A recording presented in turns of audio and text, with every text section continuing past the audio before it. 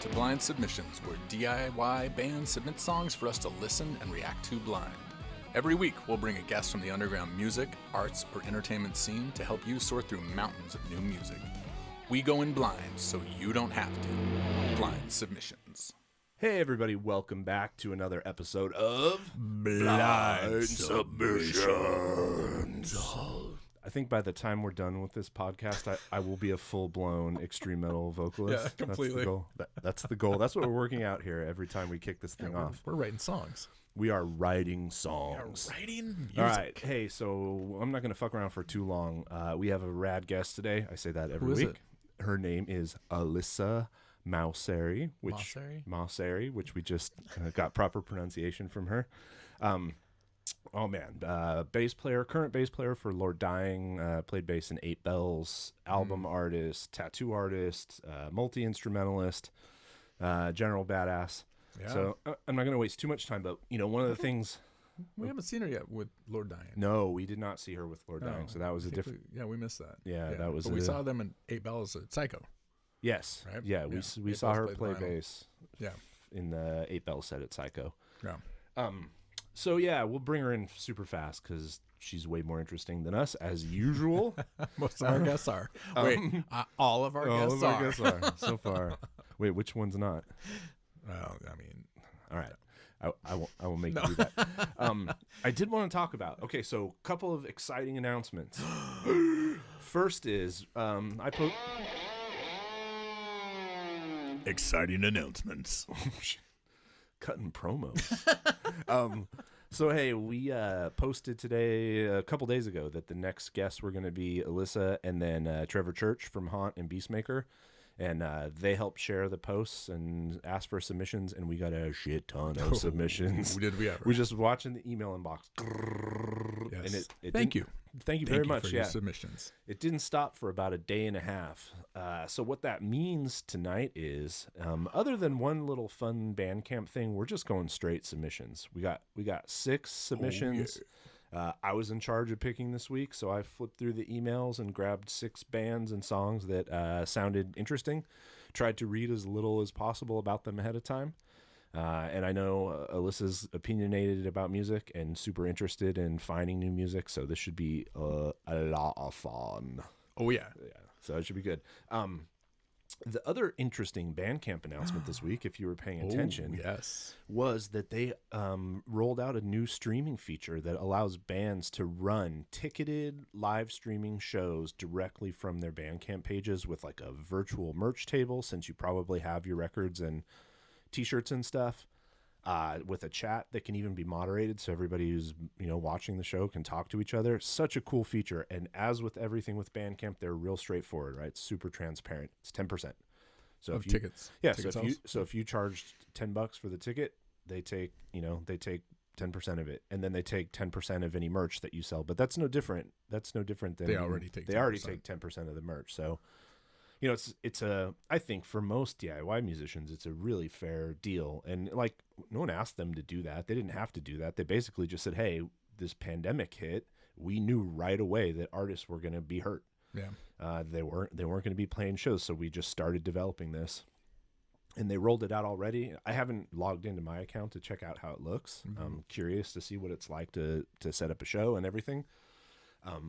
But such a cool feature, and again, more proof, that Bandcamp is looking at this thing of supporting DIY musicians very differently than anybody else out there. Yeah, completely.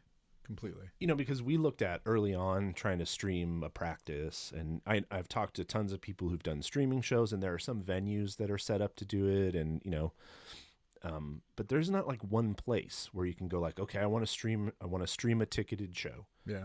What do I do? And to have that integrated with your digital music and with all your merch and stuff, man, so cool. Oh yeah, makes so much sense. So I can't wait to see what bands do with it. So I want to ask her if she heard about that at all, and what her thoughts were about kind of ticketed streaming events in a world where we can't play live. Yep. And frankly, in a world where tons of DIY musicians have studio facilities that they have access to, so they can run nicely mixed audio out into whatever the stream feed is for Bandcamp and actually have a decent sounding show. So super, super interesting. But enough of us. Let's get right into it. Let's go. Let's bring her in, and then let's talk, and then get to the music. Oh, nice. Oh, hey, how's it going? Timing. Hello. This is the real thing. Yeah, no, this is the live recorded part. So hey, first, thanks for agreeing to be on. This is totally awesome. I know no one knows yet exactly who we are and what we're doing, but it's like starting to gain some steam actually. So I think. Yeah, thank you for doing this. When you showed me that you were doing this, I was like, oh man, I first of all, it's really awesome. I've seen a bunch of my friends doing it so far. So I was like, yeah, or people that I know through other people. So I was like, oh, cool. Yay. Thanks for having me on here. Yeah, no, it's been fun. And like every single episode, there has been at least one moment where we were like, holy shit, I can't believe we found that music that exists in the world. Yeah. That we didn't know existed before. And that's sort of the point is like, I don't know, you probably have a bunch of music come by you, and how do you decide what you're going to open up and listen to? Like what is it that makes you, when someone emails you music or you're scrolling your feed in Facebook or Instagram and you go like, oh, that looks like a cool record, and what makes you open one up and listen? What makes me look it up typically is if, first of all, it's not like I when I see it go through a feed and it was like, dude, this is just battering. Like, this is better than anything you've heard in so long. And like, it'll give me a minute before, because I'm really like, I like all that old stuff. I'm like an old person, it's like, I like my flavors, and so it takes like kind of like this, I don't know, I usually trust the person that it's coming from. And so that'll kind of lead me on the path. And then it actually gets better once you start doing like, oh, that album's over now. And it's like other albums you might like. And like, you just start kind of going through like, dude, what's up with that name? Like usually the name of a band will just throw me and I'll be like, what is that? So, interesting. I'll tell you something that I've listened to this week, and it's all your fault. And that is nothing. That is the Nothing record. That you keep posting about, and it's killer. Like, it's really great. Actually, I might throw a song on at the end of this episode. Well, I absolutely love Nothing. They're obviously from Philly, which is originally where grew up doing the whole music thing, and one of the ex-members now used to live a kind of adjacent catty corner, whatever you want to call it, from me. We had a show house on one street and they had a show house on the other. And so we would have like dueling house shows. But he was a great musician before. And then I kept hearing about Nothing like almost 10 years ago. And I was like, oh, that's cool. They're like shoegaze. Wow. And then as each album came out, I was like, I can't believe like I know you guys. Like, this is Why awesome. have you not told me of this before?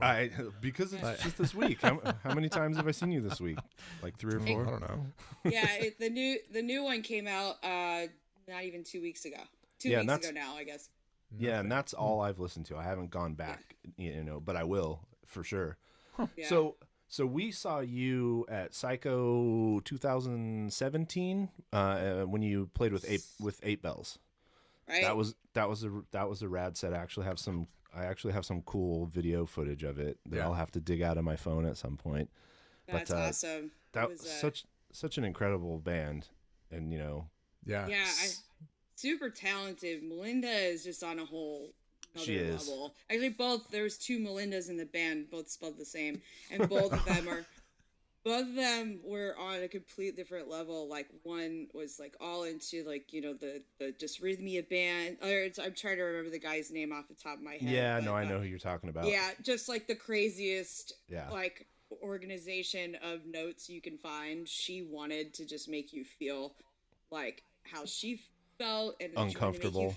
She wanted to make you feel uncomfortable, and like she was really good at translating that, and like everybody together working together was like it was just a barrage of sound, and it was really awesome.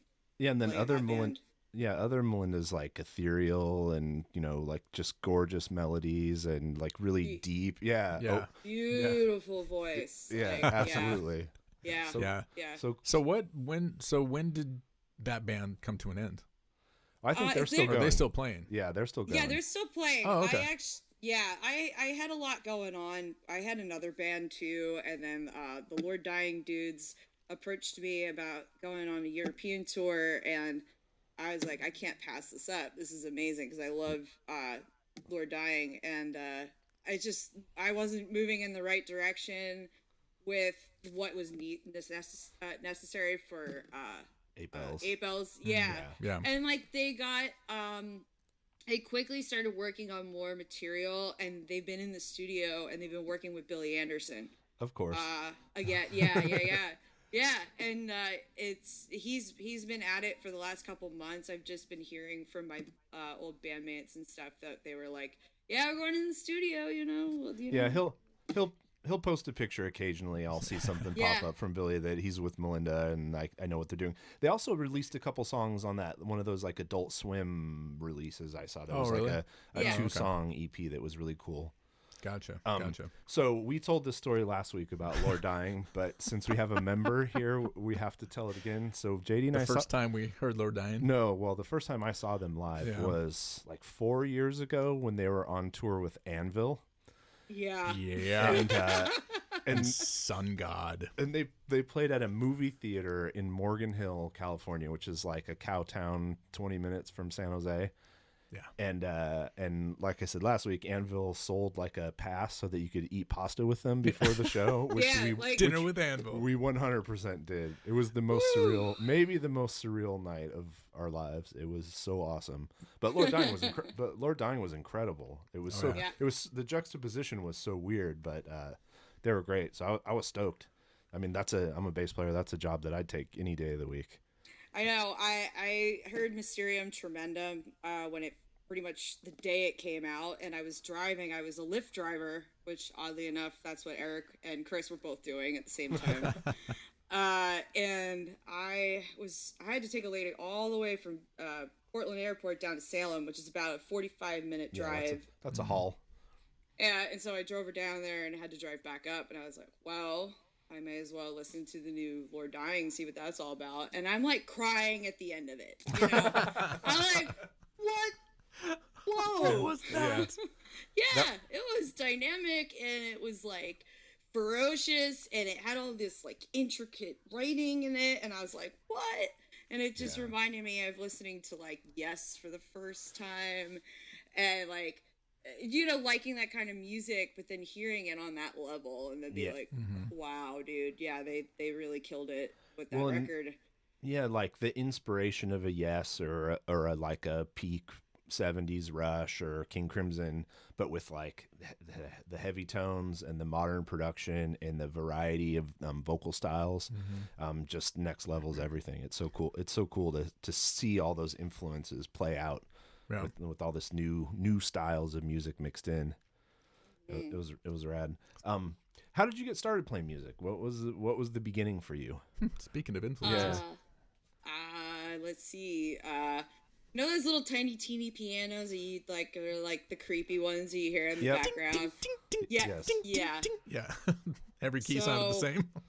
Yeah, I somehow just started figuring out my favorite songs on there, and my mom was like, oh my god, my daughter can like listen to a song and try to figure it out, and she's like 4 years old. And then they started trying to give me piano lessons, and I was like, they're like, where do you want to be in 1 year? To be like, I want to learn Beethoven right now. Yeah, can we just get to that part? And they're like, you can't do that, you have no idea what you're doing. So like, here I am, twinkle, I'm like twinkle. Yeah, I'm doing this, and I want to be like that, you know. And I just was button heads and didn't really want to go to lessons or anything, so we just did the next best thing and got a keyboard, and from there it kind of just kept going and just writing my own like funny stuff with my sister, and then trying to figure out other people's music. So yeah, just liking music in general taught me to, I don't know, like, oh, they played it like this, I wouldn't have thought about it like this, you know. Like really listening hard for a long time, and probably around like teenage years. That's exactly when the guitar started with me, and that's totally the guitar sent me down the path of just like degeneration, awesome like punk rock. Like, that's really what did it. Yeah, harder to do with the piano. It's hard to fit into your shitty car from the 70s. Keyboard's good. Keyboard you can do. Keyboard works exactly. So how old were you when you were in your first band that you would consider like a semi-serious band, like playing shows? It was later, definitely. I didn't even start the show stuff until I was probably around like 25, like mid-20s. Yeah, 25, 26, playing shows. So we're recruiting people for a special show, which is if you were in a band in high school and you have recordings of said band, we're going to do an episode where we all listen to each other's high school band recordings. Oh my God. Do you have anything good? From high school? The earliest that you have that's like you would be willing to press play on in front of other people. I mean, I was making up gospel music when I was like... I want to hear that. Yeah, it was this joke thing I used to do with my sister where I'd be... I'm going to embarrass myself because I don't have the other silly music to go with it, where it's like telling my sister and her friends that she needs to like be part of my choir and stuff, and like... But it's not like a good song. It's like you start saying everything terrible when you're like 13, and it was bad. But you just try to get as many cuss words and bad things in there as you possibly can, but sing it a gospel type way. Like, you say poop your pants, but like, poop your pants, Like, exactly. I can't. It's not meant to be for everybody. No, that is so funny. It's so funny. But sibling humor. It's like Tim and Eric. Like that's fun. I didn't have the joy of that because my siblings were a lot older and they were like sportos and not into music. I was the weirdo in my family who got into, like, literally people in my family didn't even listen to music, not much less play it. So when I told my mom, I want to learn how to play bass, I think I got my first bass when I was 14, and I had a similar experience. I found a teacher. Went to my first lesson and he said, let's pick a song. What do you want to learn how to play? And I said, I want to play Tom Sawyer by Rush. And he's like, no, he's like, no, we're not going to start there. And I was like, well, then I don't think I want to come here. I don't want to do this then. Yeah. If you're going to tell me I have to play AC/DC, I'm leaving. Yeah. No.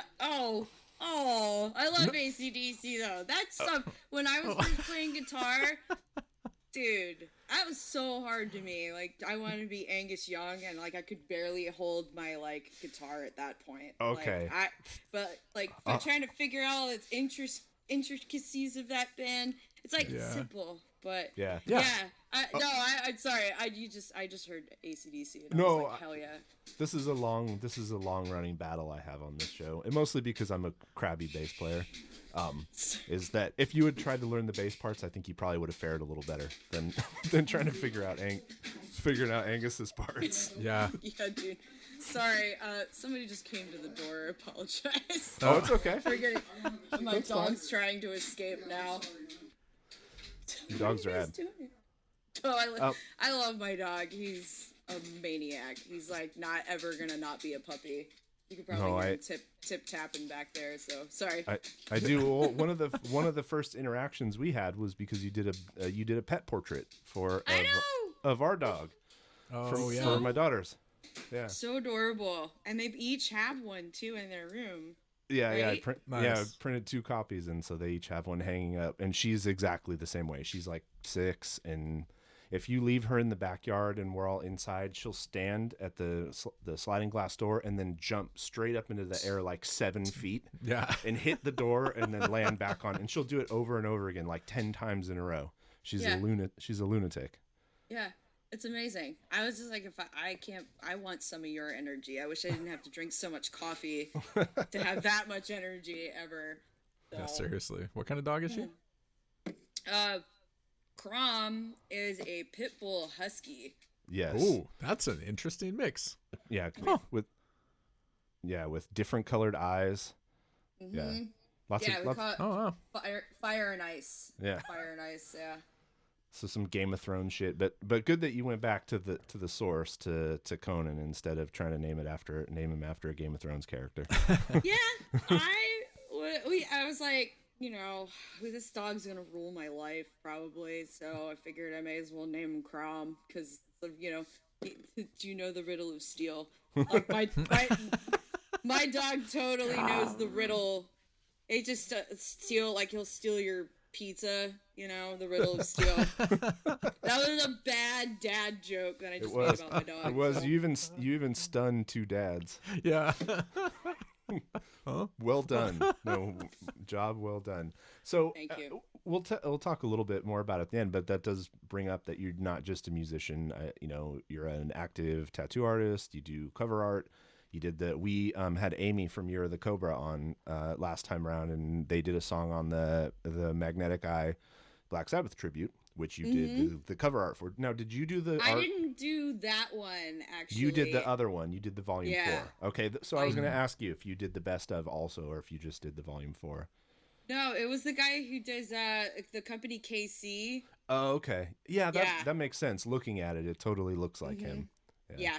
That was his art. He did a great job. I like how all the Black Sabbath albums that Magnetic Eye did all had the Vertigo in it, like no matter what. Yeah. No matter what artist did it, we all put the Vertigo in there, not knowing. Nice. Yeah. Oh, really? So it wasn't like they didn't tell you had to do it. It just ended up that way. Oh, that's cool. Yep. That's just, that's Black Sabbath. I mean, yeah. How fun. We talked about how scary that would be, like part of the reason they picked Planet Caravan was, well, like Amy said, because they could actually pull it off as a bass and drum duo, as opposed to John, who wanted to play a National Acrobat, which is a little harder to pull off, as a 2-piece. But how fucking scary it is to like commit to picking one of those songs and recording it for all the world to hear, and then compare, to the greatness of the originals. I don't know if I could do it. I think if you.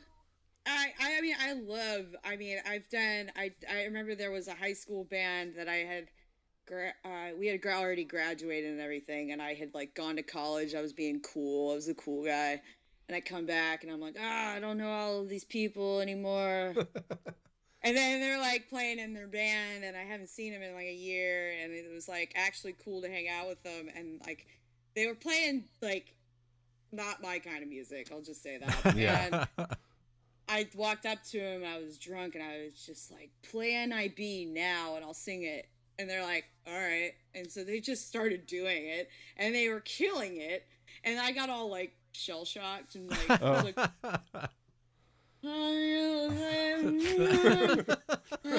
like go hide in the corner because I was like, dude, these guys are killing it right now. And I suck. So. No, I think that like it's spirit in you that knows how much Black Sabbath is just absolutely one of the best bands you've ever heard, and in the back of your mind you're never gonna be Black Sabbath. You're just gonna be you. Yeah. Then hell yeah. That's fair. Yeah. And we always keep at least one Black Sabbath cover in the set rotation for like when you're touring and you're in, God knows where in a bar, and most of the people aren't there to see you and they don't give a shit, and you just want to get people to like come up and get into it so that you can then throw your music at them. And so there's always like Into the Void is usually the one that we'll pull out for that. That's a good party starter for good party starter for the right kind of, for a dive bar crowd. It is for sure. Yeah, no, it's great for everything. I mean, like the sound checks for sleep. I remember when Damon would do that. Yeah, I would know exactly what time it was based on the fact of when I heard Into the Void. Oh yeah. I was like, oh, okay, we got like 20 minutes till the set. Okay, cool. Yeah, that's funny. Yeah, that's the best thing to ever warm up to, and yeah. I don't really. Having Black Sabbath in your back pocket, it's always a good one. Always definitely. A good one. Yeah, and that's a good song to never go wrong to sound check, because it's got a pretty big dynamic range, and it's like gets to the vocals pretty fast, and you can kind of poke holes in a lot of the different parts of the sound with it. So it's a good choice. Bam. All right, well we'll talk more about what you have going on later, but I think it's time to listen to some music. Okay. Okay. Oh yeah. All right. That's my favorite part. This is the fun part. All right, so I'm gonna throw up a little screen share so that you can see what we're listening to. Luckily, all of these bands tonight are on Bandcamp. All of them? All the ones I picked. Wow. Yeah, no weird MP3s. Although the weird MP3s have given us some of our most fun moments. Yes, they have. All right, so we're gonna get small, and then you're gonna see this. You are small now. Okay. Yes. Yeah. I don't know. First time on Zoom ever, so. Yeah. So normally this is like, here's my PowerPoint for what sales are going to look like in the Midwest in the third quarter. But this is this is a way more fun way to use Zoom. All right. So the first band is called Platycrypt, and the song is called Viral Crown. Sounds exciting. All right. So here they are. Yes. Yeah, that's a good name. Yeah, so sometimes we like to like pull up the art first and see if you can get a sense of what you think we're gonna hear. Something involving a tiny spider. A tiny spider. Well, are there little spiders on the back? I can't tell. I see a whole bunch of eyes. I can see on the cover. It's one of those little colorful guys, but it's all in that like creepy undead coloring. Yes. So the logo, like the font is like that like pounded metal. Oh, interesting. Yeah. Dude, it's gonna sound like I think this is gonna be just like some classic, like I don't know, speed metal or something. Yeah, we'll see. You know what coloring that is? That's the fucking Twilight coloring. As I walked out of my house, my 13-year-old daughter was watching Twilight, and the entire screen in that movie is like blue and green. They lit that movie so weird, but this is what it looks like. All right. It's so weird. It's that undead look. Yeah, all right. I think so. So let's see here. Viral Crown. While you're figuring that out, we can look what's in your shopping cart. Patchcord Production.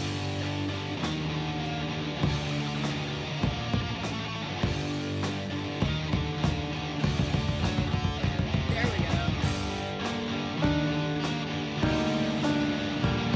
Yes.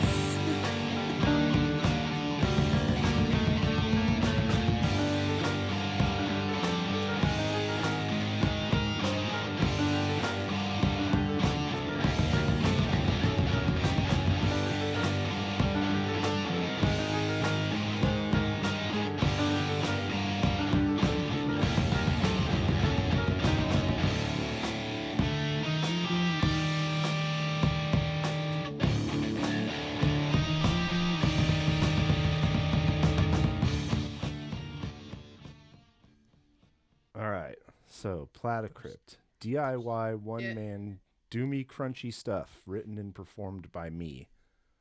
Myself, Frank, and Dr. Scholl. Yeah, I mean, it definitely had a DIY. It had some stuff. There was some things going on in that song. Yeah. A lot of things. It was dirty.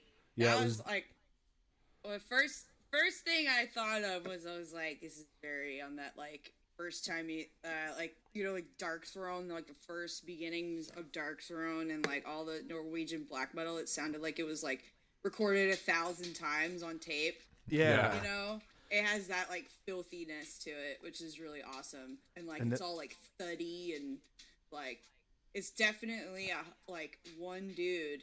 Yeah, some hobby stuff. Doing everything. Yeah, exactly. Yeah, the kick drum was real was a little jarring. Real messy. But you know, I always have trouble because like I've listened to that stuff, but that wasn't my lane into metal, and so I can never figure out intention, right? Like what is this how they wanted it to sound, or is this the best they could get it to sound? That was the best they could get it to sound. You think? Yes. I don't know, man. I think there's so much stuff out there that like just having it be really super dirty might be the reason why. Yeah. Oh, yeah. Yeah. But I think that could still be dirty, but I mean, I think. Yeah, I mean, maybe he's just figuring it out right now. You know, if like completely. Like, you know, and actually, we only probably heard the very beginning before it started to ramp up. Yeah, and we'll scoot forward and listen to a little bit more. Listen to some more. Yeah. And we talked with Nick from Armed from Apocalypse about this, but like, it's cool, frankly, that people like at any stage of their journey in making music can now just produce a record and stick it on Bandcamp. And I don't indict anyone for doing that, even if like if you come back 10 years later and this guy has like the most blistering, like full studio production metal record you've ever heard. I don't think it hurts him that he put this out somewhere along the way. I think it's cool to see where people are kind of on the path. Absolutely. Well, I think, all of those things that were happening in that song, I feel like if you let that guy loose in a recording studio with a producer, they would come up with a fucking incredible album. Yeah. I like the piano too. Yeah, me too. I immediately heard it and was just like, ooh, it's like, that was different. Super clear sounding as opposed to like synthetic or anything. It's just like I like what I hear so far. Yeah. All right. So I'm gonna scoot forward to about halfway through. We haven't heard vocals yet, have we? No, we haven't. I'm guessing we're not going to. Maybe.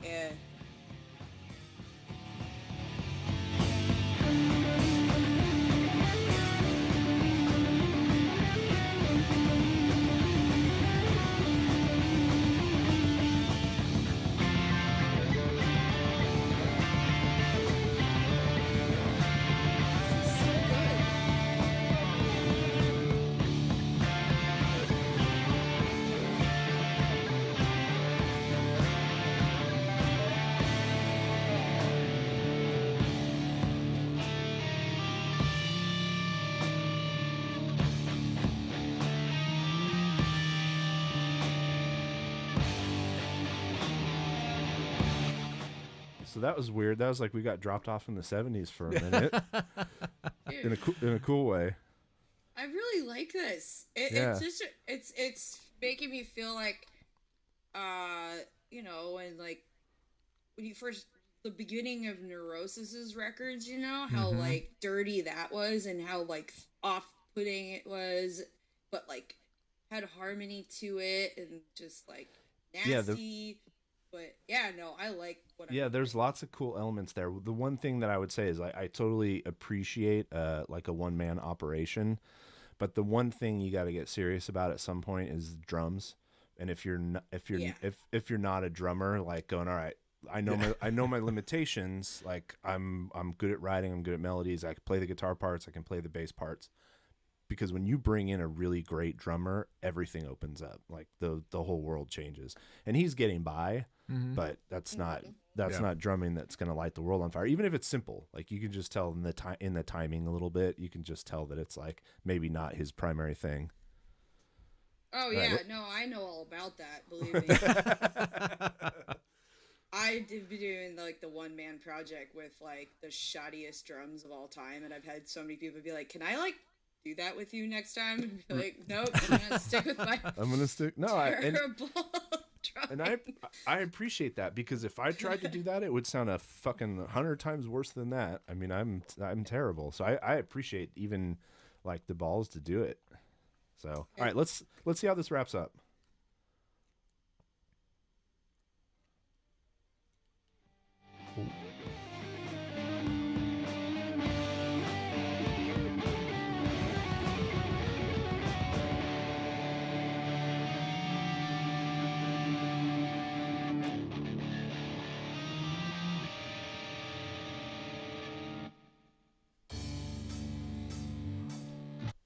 That's the next song. That's how it ends. That's the next song. Dude, yeah. All right. Good intro. Good start. Yeah. All right. Shit. What's next? Dun, dun, dun. Let me read my sheet here. I have to write things down because I'm old and forgetful. Yeah. Now me. I was gonna look this up. So this band is called. I remember everything. No, he does not. It's fucking half the time when we're recording, we're like, "What was that thing?" It took me 4 episodes to remember Woven Hand. Oh, I love Woven Hand. Fucking love him. I couldn't remember the name for the life of me. It's all right. Yeah, it happens. All right, so the next band is called Carcaño, and the song is called "The Boner." Hey, look.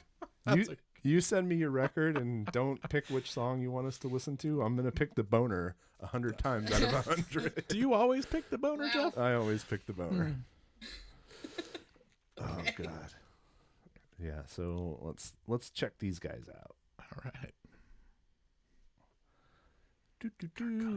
Yes, I did throw in some. There's a little bit of Philly in here for you too. I did glean enough of that there's one submission in here that you might know, but I'm okay with that. Okay. All right, Carcaño the Boner, and here's some cool art. Yeah, it is.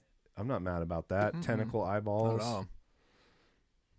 The logo is cool too. Yeah, I don't know what we're gonna hear, but I like that. So the last artist, clearly DIY, didn't have merch, didn't have a bunch of releases. Here we look like we have somebody who's a little bit, maybe more established. You got reviews, you got, more than a handful of supporters, but still no merch up here. So I always like looking at merch. It's one of my favorite things because then you get a window into the art style beyond just the covers, like kind of what they're into. All right, let's boner it up.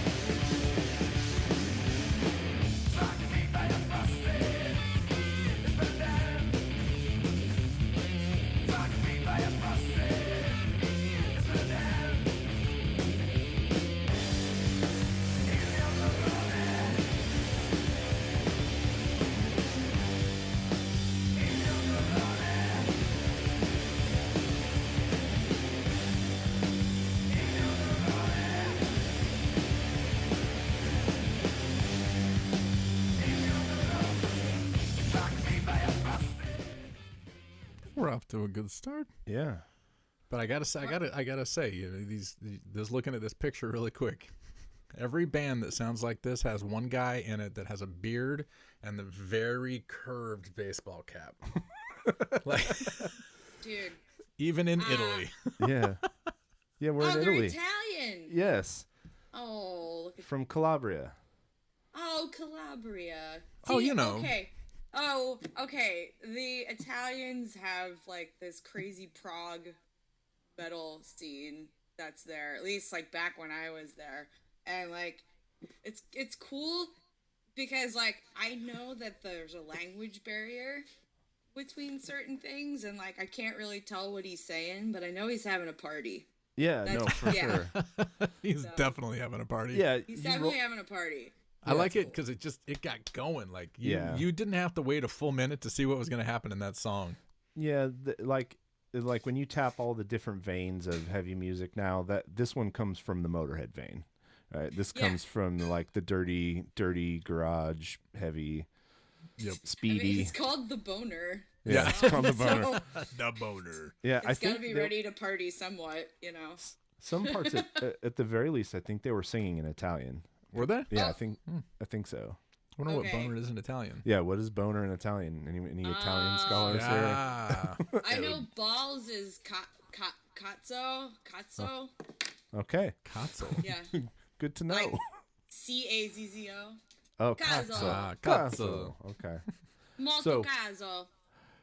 So chances if we click on another one, it's going to be another like crunchy, straight ahead rock song. You think there's a I don't know. They got like a couple. There's a 7-minute song there. That one's going to take a while to get going. Which one? The Freak? The Bag. Oh. The Freak. All right, let's. But I bet if you go with the Hunter or the Jar, it's going to be the same song. Another one. All right, let's see. Testing theories. Okay. Boom, boom, boom, boom.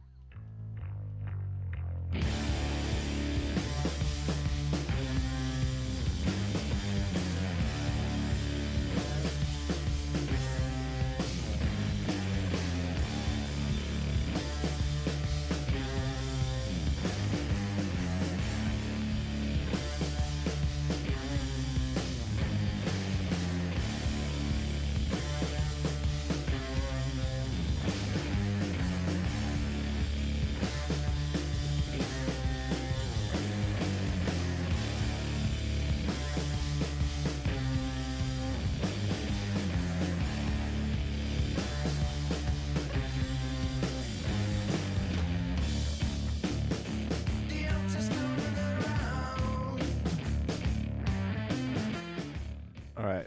So we know they like Motorhead and Sleep. Yeah. I got the desert rock vibe from that. Yeah. Totally. Yeah. Definitely much more in kind of the stony vein. So that makes sense now when you see that we got multiple 7-minute songs. Mm-hmm. That's fuck. This is a debut record. This is good. This is good shit. Yeah. No, it's well done, and their tone is amazing. They got some good pedal choices going on too. Pedal action. Yeah. No, it sounds my good. favorite kind of action. And if you like them, you'll also like Sergeant Thunderhoof and Green Lung. That all makes sense. Yeah. All right. Okay.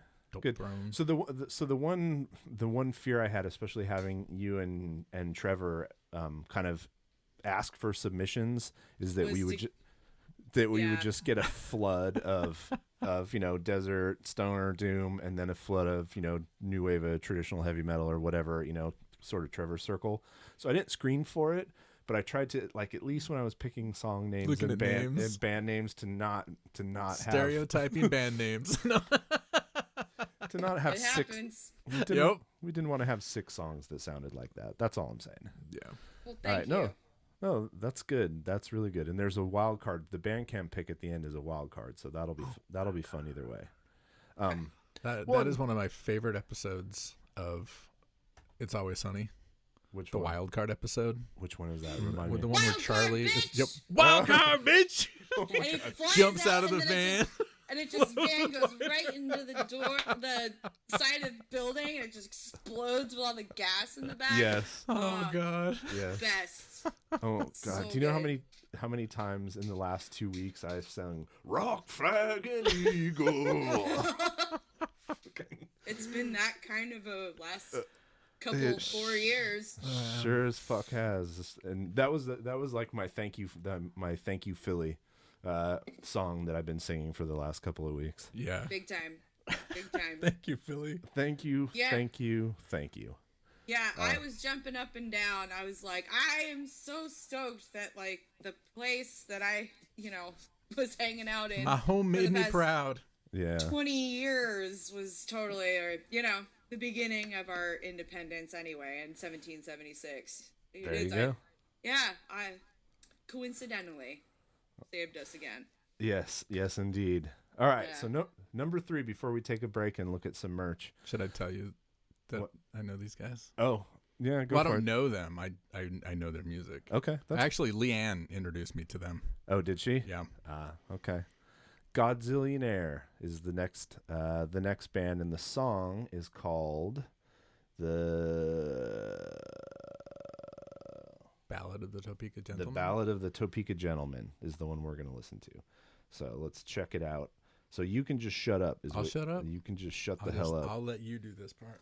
I don't Okay. know. So you've listened to them already? I fucking love them. Okay. Spoiler alert. All right.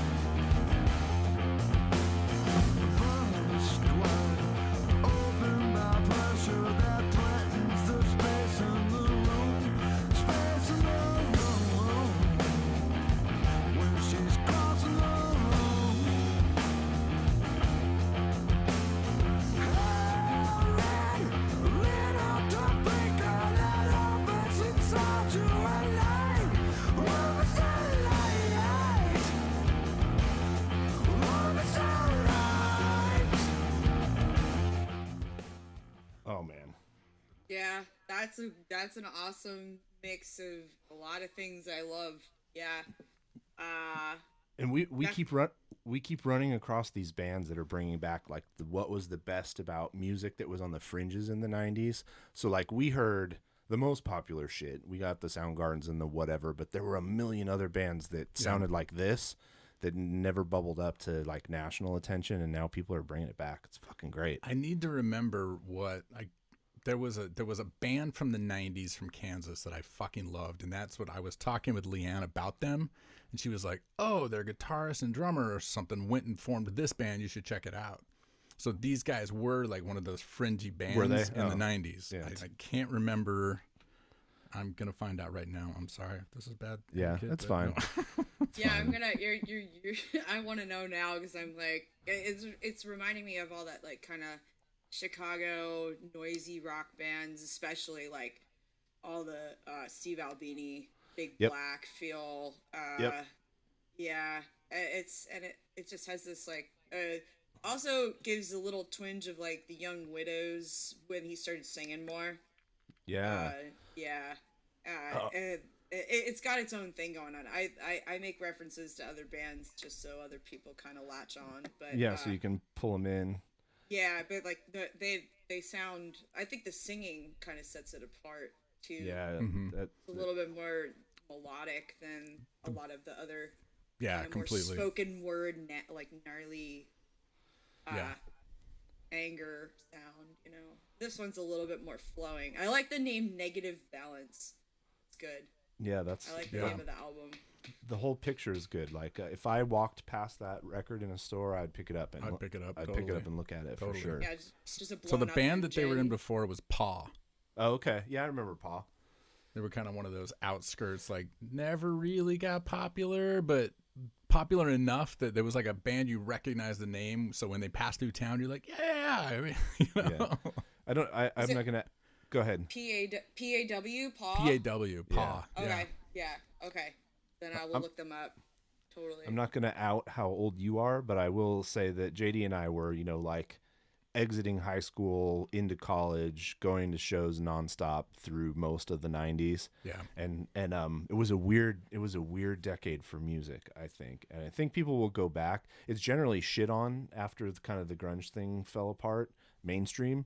But there was so much good stuff going on that I'm so glad people are I feel like the revisiting. 90s, like when you see the family tree of like metal, I feel like the 90s blossomed like 100 new branches. Yeah. And then it was like, it was kind of growing, but then like the 90s was like, oh, boom, poof, poof, poof, all these offshoots. Like people were doing so many different things. Yeah.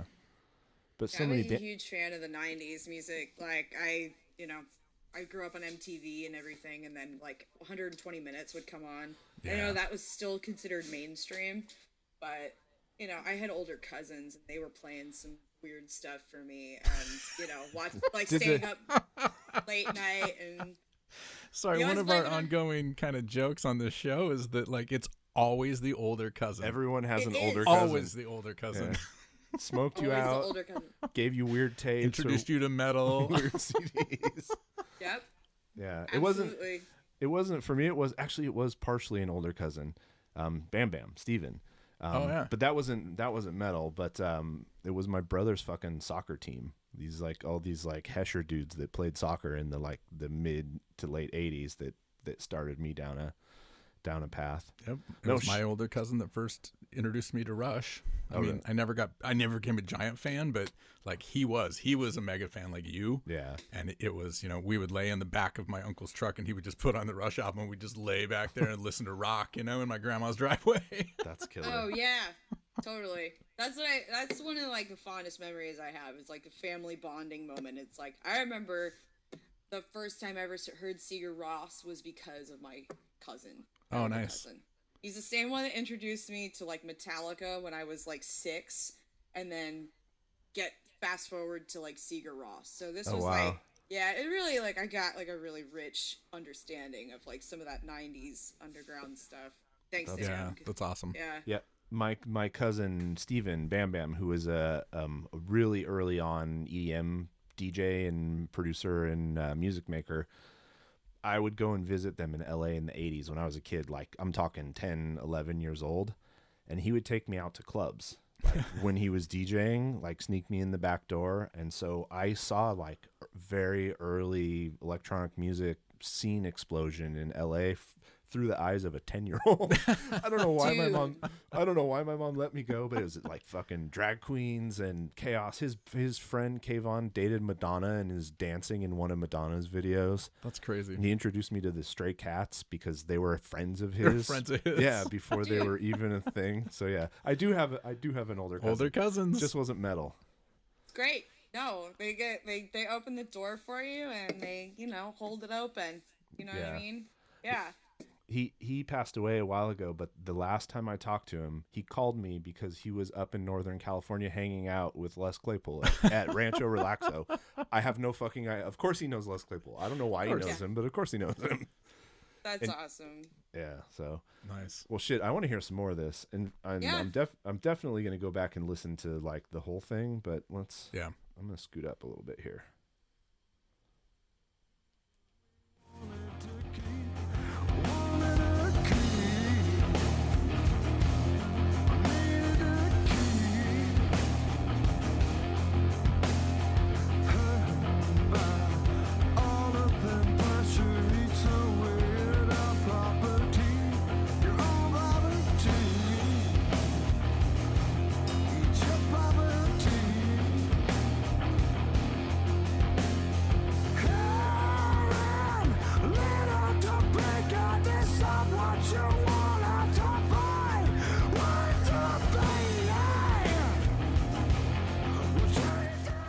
Dude, it's fucking Disastroid.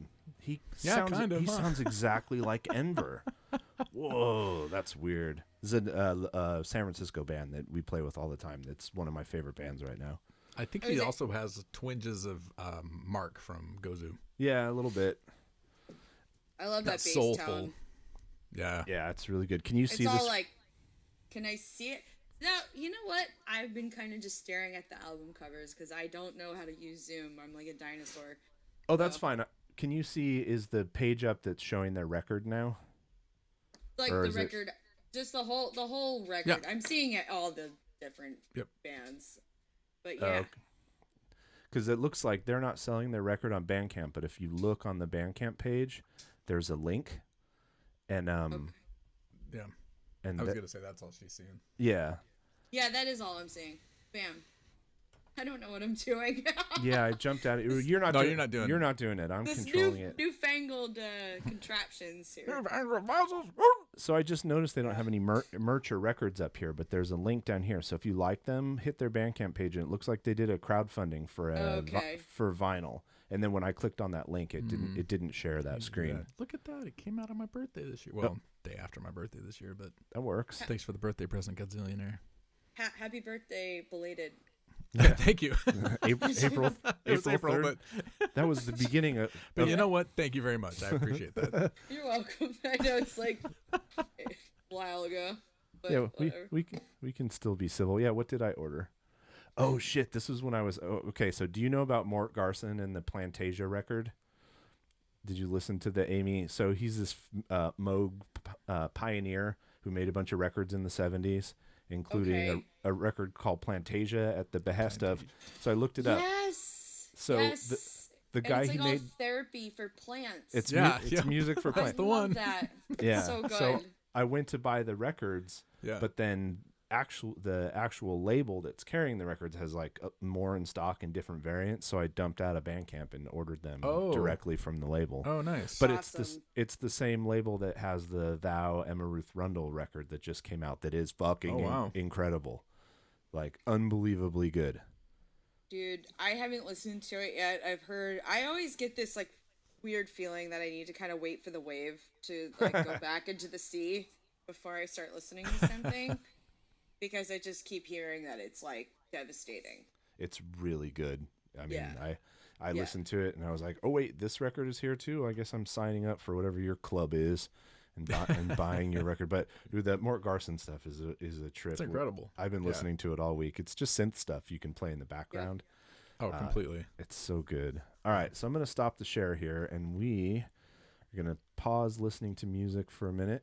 Get back on camera and go through some. It's time to visit the merch table. So, do you buy stuff from other bands, or have you been purchasing stuff over, during the pandemic? I actually, because I listened to that Nothing record a billion times, I had to. Da da da. I like this. Had to go visit an amazing music store. Well, I called ahead actually to be nice about the pandemic. So, but Music Millennium on Burnside. Okay. Pretty substantial, really amazing record store, and they had like an online catalog, which apparently does not reflect what they have in the store. But it's okay. Like, I totally get it. But I ended up getting, they packaged it up in this nice thing here, but I ended up getting it. Oh, wow. I listened to it so many times that I felt bad that I was like, I have to put some money in their pockets. That looks like something I'd like. No, it's you'll like it. You're gonna love it. Look at that guy's eyeball. Oh, it's like a the noise band. Played at the Ritz, New York. Oh, Unsane. It's like an Unsane cover. It kind of does. It is kind of like that. It's like not monochromatic, but it's colorful. Yeah. But it's just like disturbing. Yeah, I might have. And the front cover is, I don't even know what's going on, but it's terrifying. He's not. I'm sorry for the reflection. He's not a very happy guy. No, definitely not a happy guy. Definitely feels like it's kind of looks like an old sculpture. Yeah. That's been uncovered, like kind of like a, really good, what would you call it? Marble sculpture. Yeah. Like a philosopher or something, but he's just covered in dirt. It's really. So they're kind of like a shoegaze band? Yeah. Is that what you're saying? And more than kinda. They're very shoegaze. They're like, some of the best tips I got for pedals back in 2015 was from those dudes. They totally like hooked me up with like a lot of knowledge, and they were like, yeah, you got to really get a great delay. You need a great,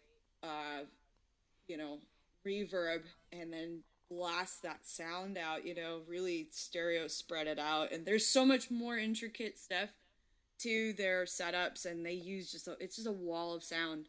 They're so loud. Like oftentimes when I would see them, I couldn't hear Nikki's voice that well because it was so loud on the stage that the PA was kind of cutting out. But it had that like old 90s, what would you call it? Like My Bloody Valentine, when everybody first started seeing them, kind of vibe. Yeah. Slow Dive, My Bloody Valentine, and a little bit more of that like the Smashing Pumpkins type feel. Yeah, it's cool. Yeah, you like it. Well, I showed off. Have you listened to the new Hum record that came out this year?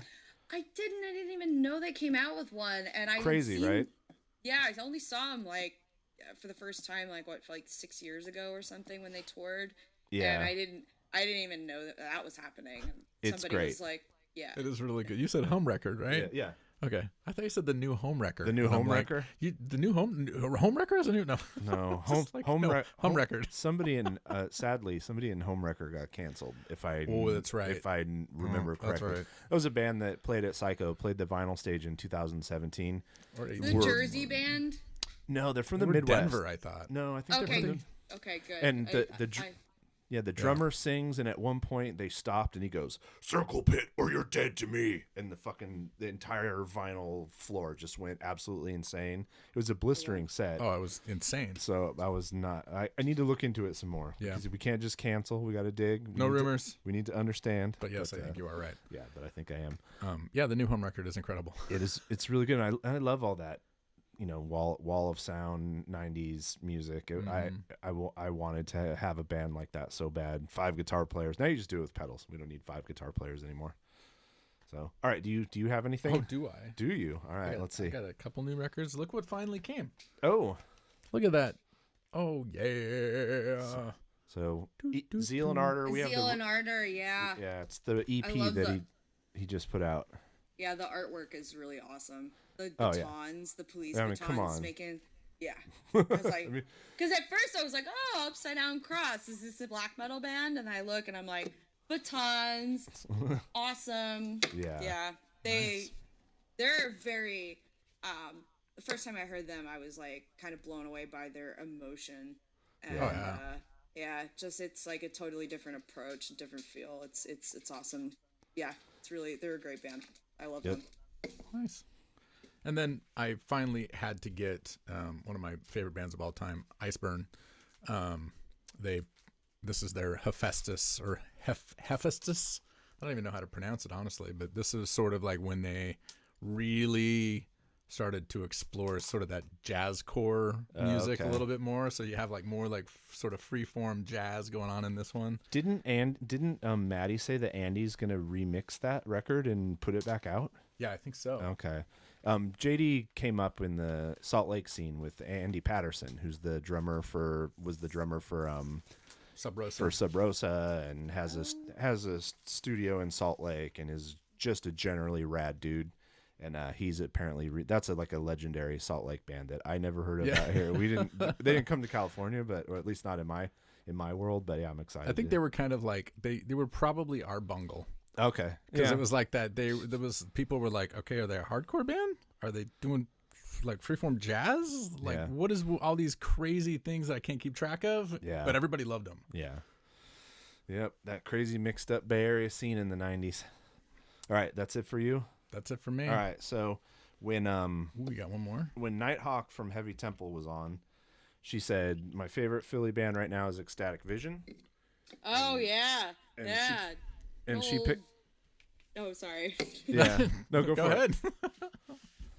No, they're great. I've seen them. So I used to hang out in Kung Fu Necktie all the time, which is like where I would see Ecstatic Vision, and the one dude.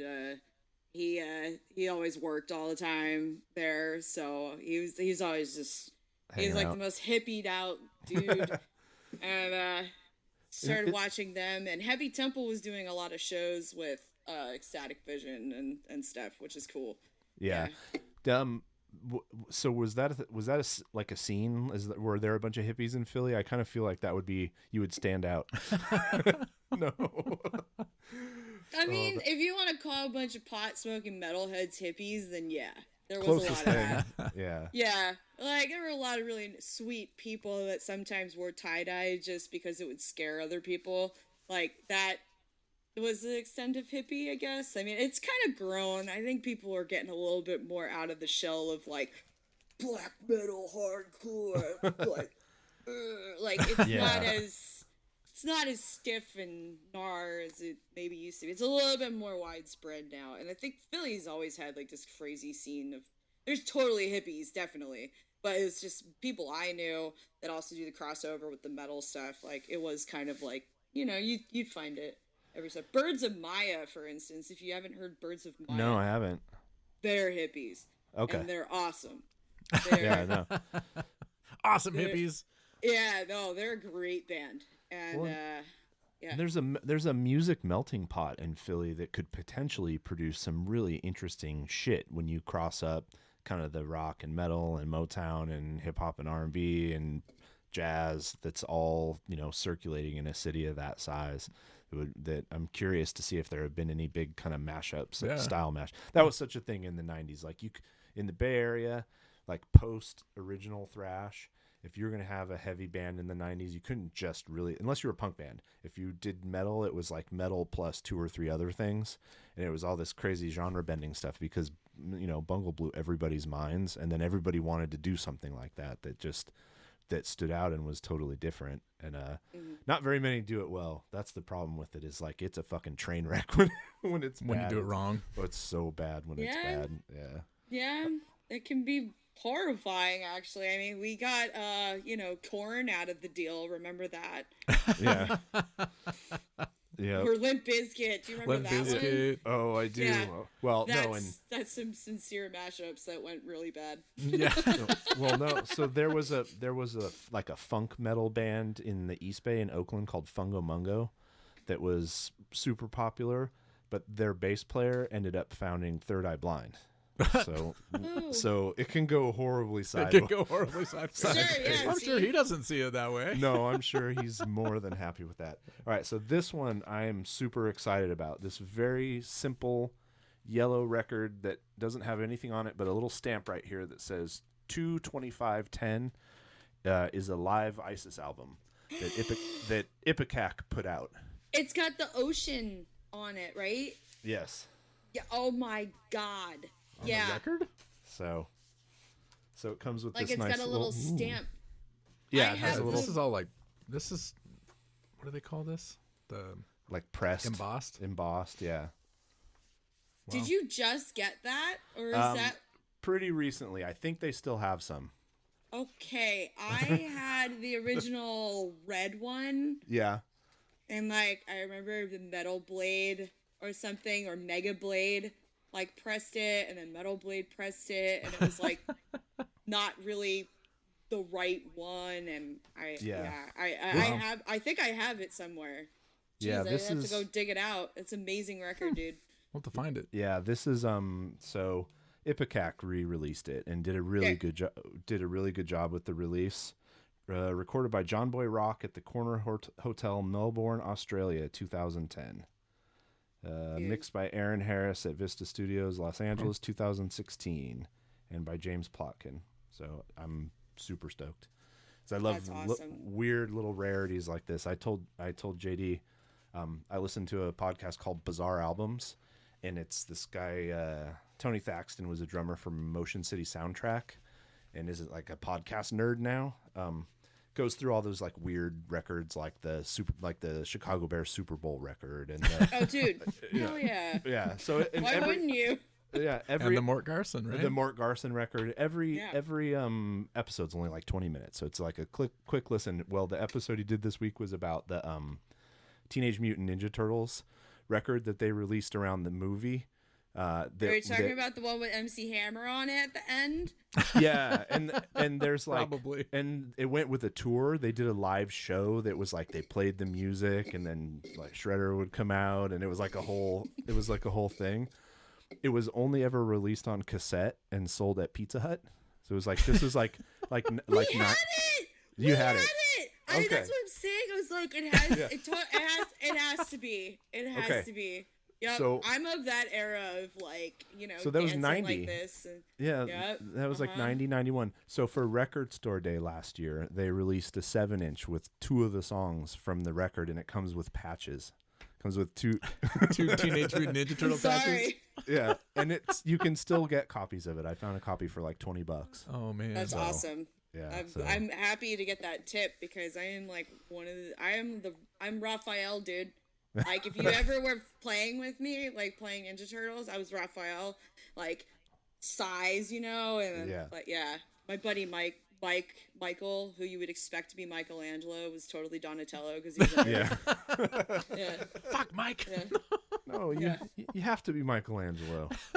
I was maybe a little too old. I read the comic when it first came out, but I was 19, 20. I thought it was funny, but I wasn't actively consuming the Ninja Turtles anymore. I was like, oh, that looks like and that movie came out and it was terrible at the time. Apparently, if you rewatch awesome. It's actually pretty rad. I need to go and rewatch it. Yeah. April O'Neil and Shredder and Bebop and what was Rocksteady and Bebop. Yeah. Dude. All right. The foot, dude. The Foot Clan. Clan. The foot.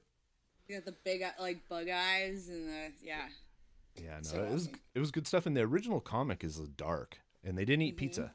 The original comic's like violent, and they didn't eat pizza, and they sort of cleaned it up for TV. Nice. I forget, the rights to it were a pretty weird situation too. All right, so that's more it. Music? Anybody have any more merch? How about here's one. Have you bought any new gear? Have you guys been splurging on gear? I didn't end up. Okay, so this is one of those things that happens in this household is sometimes gear disappears. Well, no, not disappears. It shows up. Kind of, yeah, it kind of just shows up. So the one thing that showed up, which was really amazing, that this was a Kurt Ballou gift. Oh, not a bad friend to have. Oh, Jesus. A Hellmouth by Abominable. Oh, yes. Yeah. And I ended up using this on the Lord Dying tour for the one I did with Obituary and Black Label Society. And this thing, okay, appropriately named because it screams at you. It is nasty. And the coolest part about it, though, is that, like, there's a lot of, like, this is the destroy pedal. Basically, it's a boost, and then, you know, this is just, like, a really serious overdrive. Yeah, and then there's a clean channel in there. And the thing is, though, I would sometimes be playing bass, and I would be playing a chord, and when I first started messing with this, and it started kind of sounding like a piano mixed in there. Oh, weird. It was really just weird crazy. Frequencies. It wasn't that it was a weird... I guess it's a weird... It's just it's like harmonics that ring out that that the overdrive creates, like overtones. Yeah, like if you banged on a piano at the lowest end, like that, it sounded kind of like that mixed in with this growling, and it was it's pretty imposing. Yeah. So does it have a clean volume knob, or does it have a mix knob? I'm super picky about this for bass pedals. Like, does it have a separate knob for clean and wet volume, or does it have a mix? Like, here's all clean and here's all wet. Okay, so individually on there's I'll let you decide what you like. I know what makes it loud and makes it go. I am not a scientist when it comes to this stuff. Like, here's your volume. That's all its own thing. You can turn the clean completely off or turn it completely up. Okay, so it has separate clean knob. Good. Yeah, and then it's scooped, basically. Like, you have... I'm sorry, not scooped. It's got your tone, and it's got your distortion. So, and then these guys are just, like, more treble... I think it's treble reduction here, and... Yeah, just messing with the frequencies. Yeah, this one, it's just...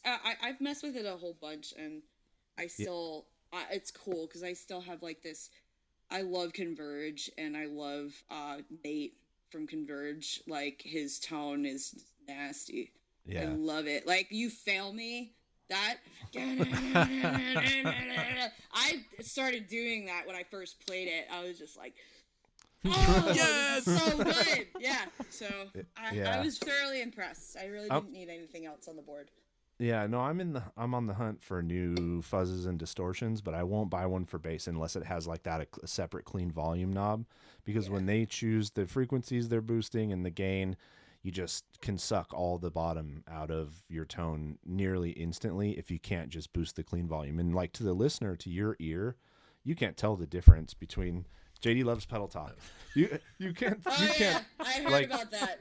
You can't tell. Yeah. Oh, it's pedal talk. It's a segment. Now I'm gonna make. We should just do a segment where you talk about pedals. Pedal and I'll go grab whiskeys and bring them back. And... Yeah, there you go. That works.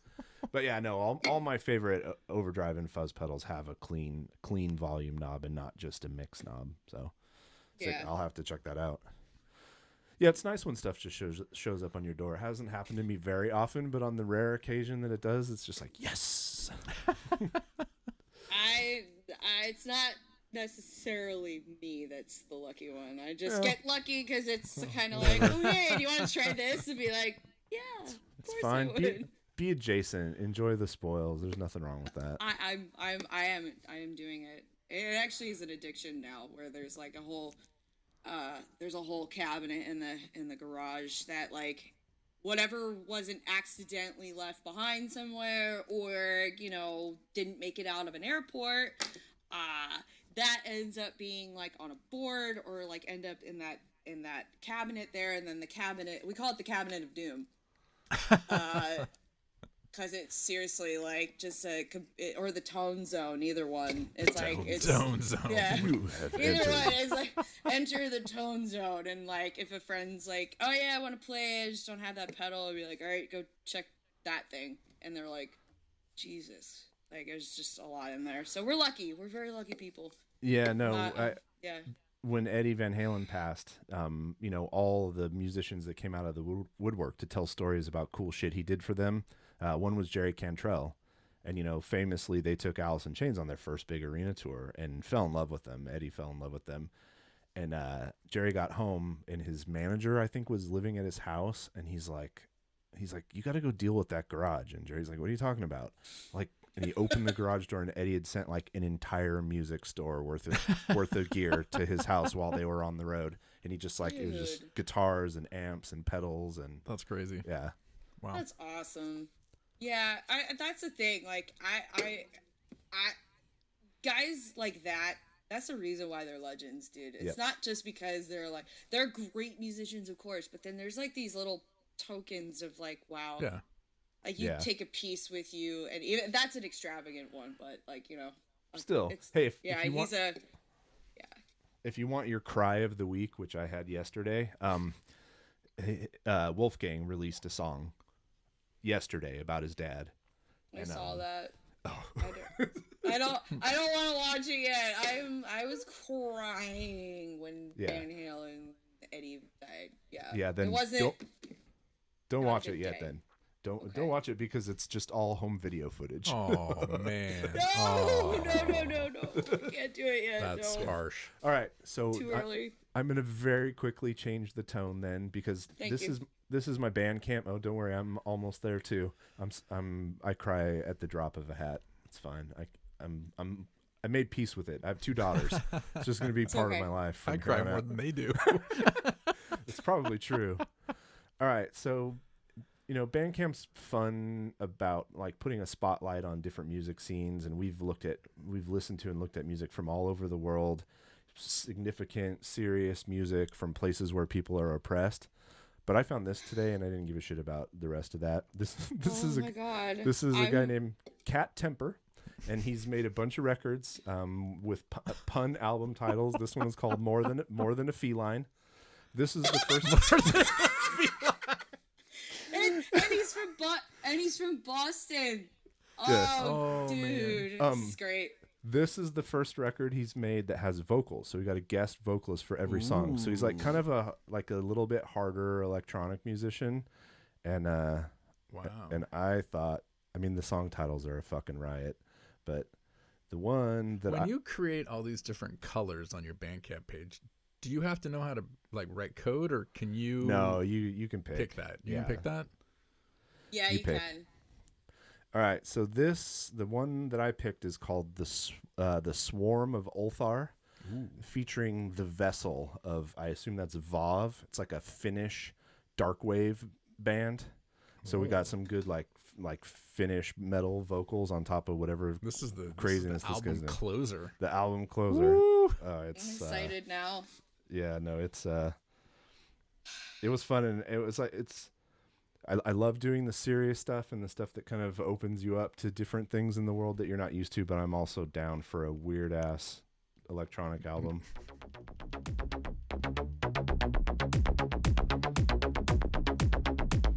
Afraid. For far too long. They're only human. And we are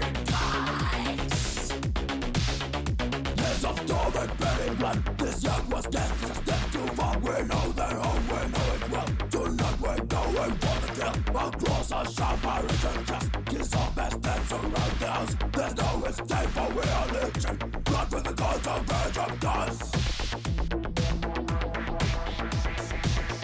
Blood with the gods of virgin dust.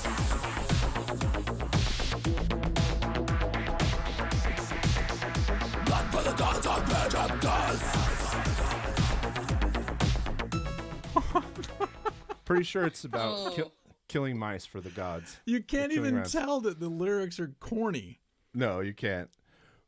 Like that. Oh my God. Well, and everyone's different, right? Because this is not. It's like that person only got one song. The first one I listened to is this one, "Slaves to the Feline Race." The whole thing's great. I'm definitely ordering the record. Dude, this is Nights Reb. This is early Nights Reb is what this is, and then just different.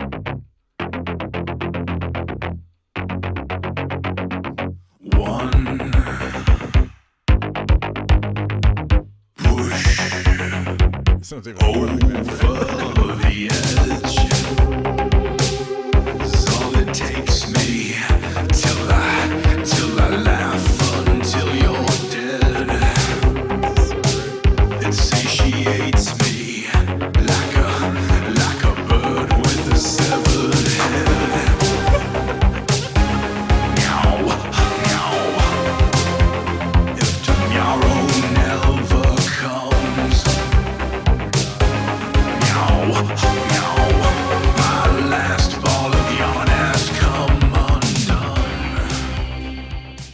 so great, right? Holy shit. I'm going to have to remember when I do the production for this that I just played that off of the Bandcamp page and not my phone. Oh, oops. So I'll have to drop that one in, but that's fine. Okay. Doom Puma. I mean, of course we want to know what that is. Doom Puma.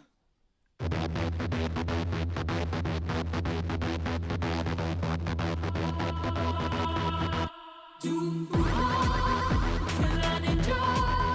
Doom Puma, killer ninja. Doom Puma, killer ninja.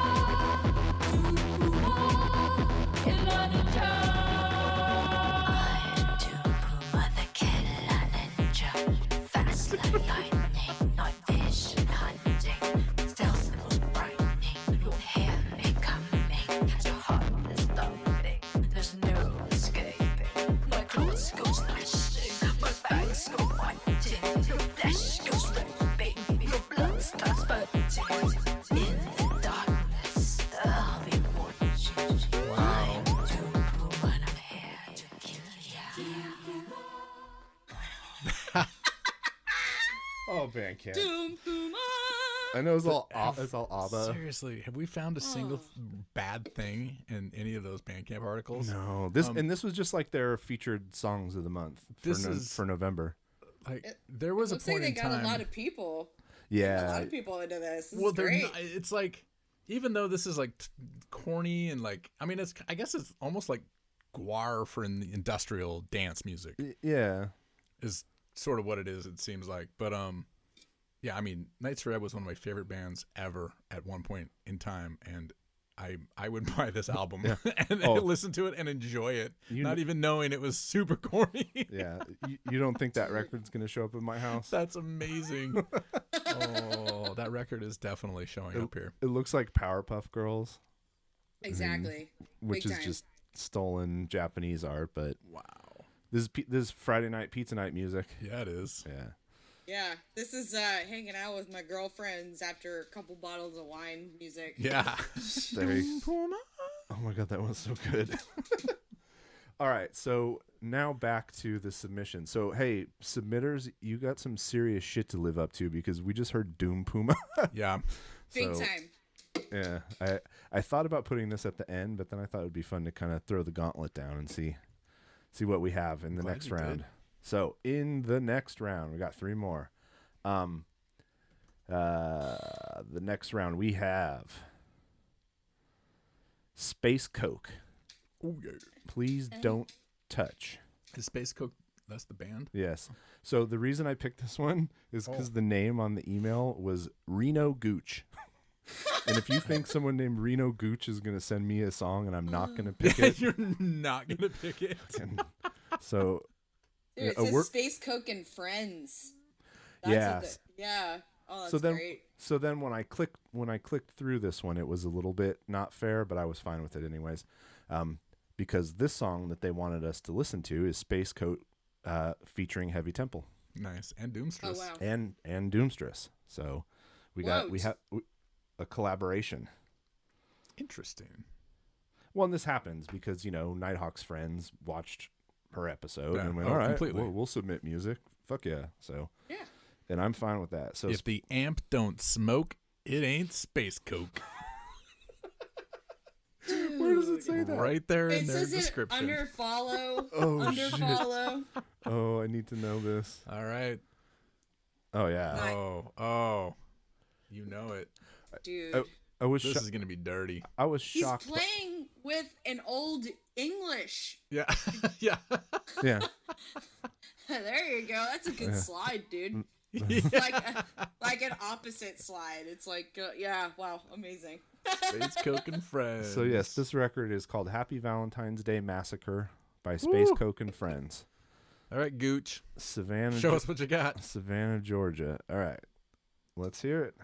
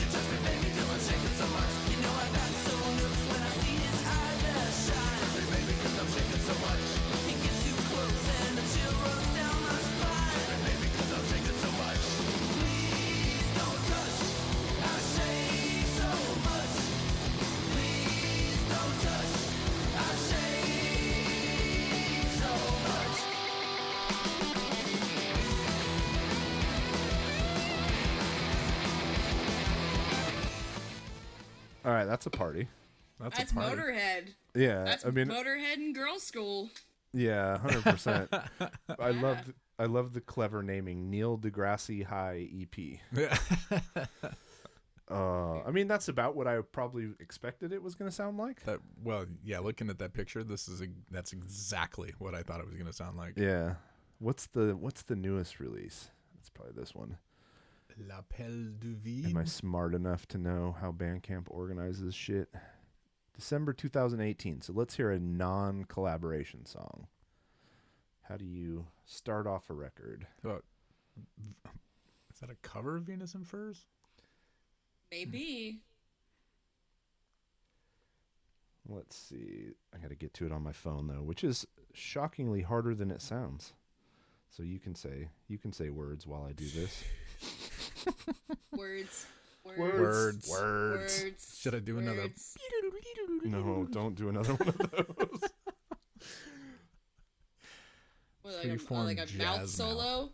Yeah, that's solo. Yeah. He did mouth songs. Mouth songs. I do it all the time.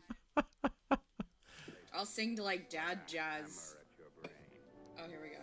Tormenting you, haunting you, forcing you to think, forcing you to remember your guilt, your horror, forcing you to go back into the terror that you are trying to forget, back through the mists of time into the graveyard where your secret lies buried from the world. Okay, real talk. You buy a record and it's got that much sample up front. I was done listening like 20 seconds ago. Do you press skip? Do you scoot forward in the song? Do you just close it? If like the next second has an immediate like riff, then no. But if it keeps going, then maybe meh. Oh, there you go. I scooted it forward a little bit. Oh, you did? A little bit. We're at 1 minute, exactly.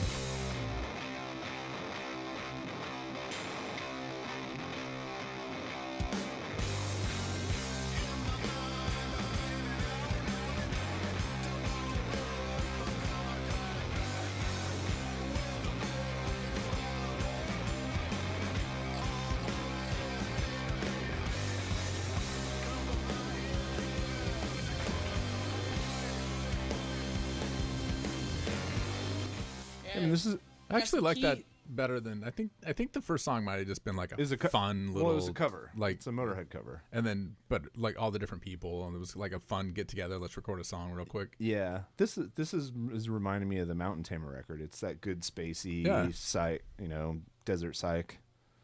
Yeah, I heard like the nice like Leslie in there. I think, or a Hammond. Yeah, you can hear it. Yeah, that does it for me. Yeah. The second song is called Kali Ma, which is a Indiana Jones reference, I think, right? From Temple of Doom. That's what they're the slaves in the temple are shouting. All right, they put them in the black sleep of Kali. Yes, the black sleep. Kali Ma. Kali Ma. Kali Ma. Yeah. That scene scarred me as a child, honestly. Me too. Why would Kali not grant us her blessings? Oh. One of you has betrayed us.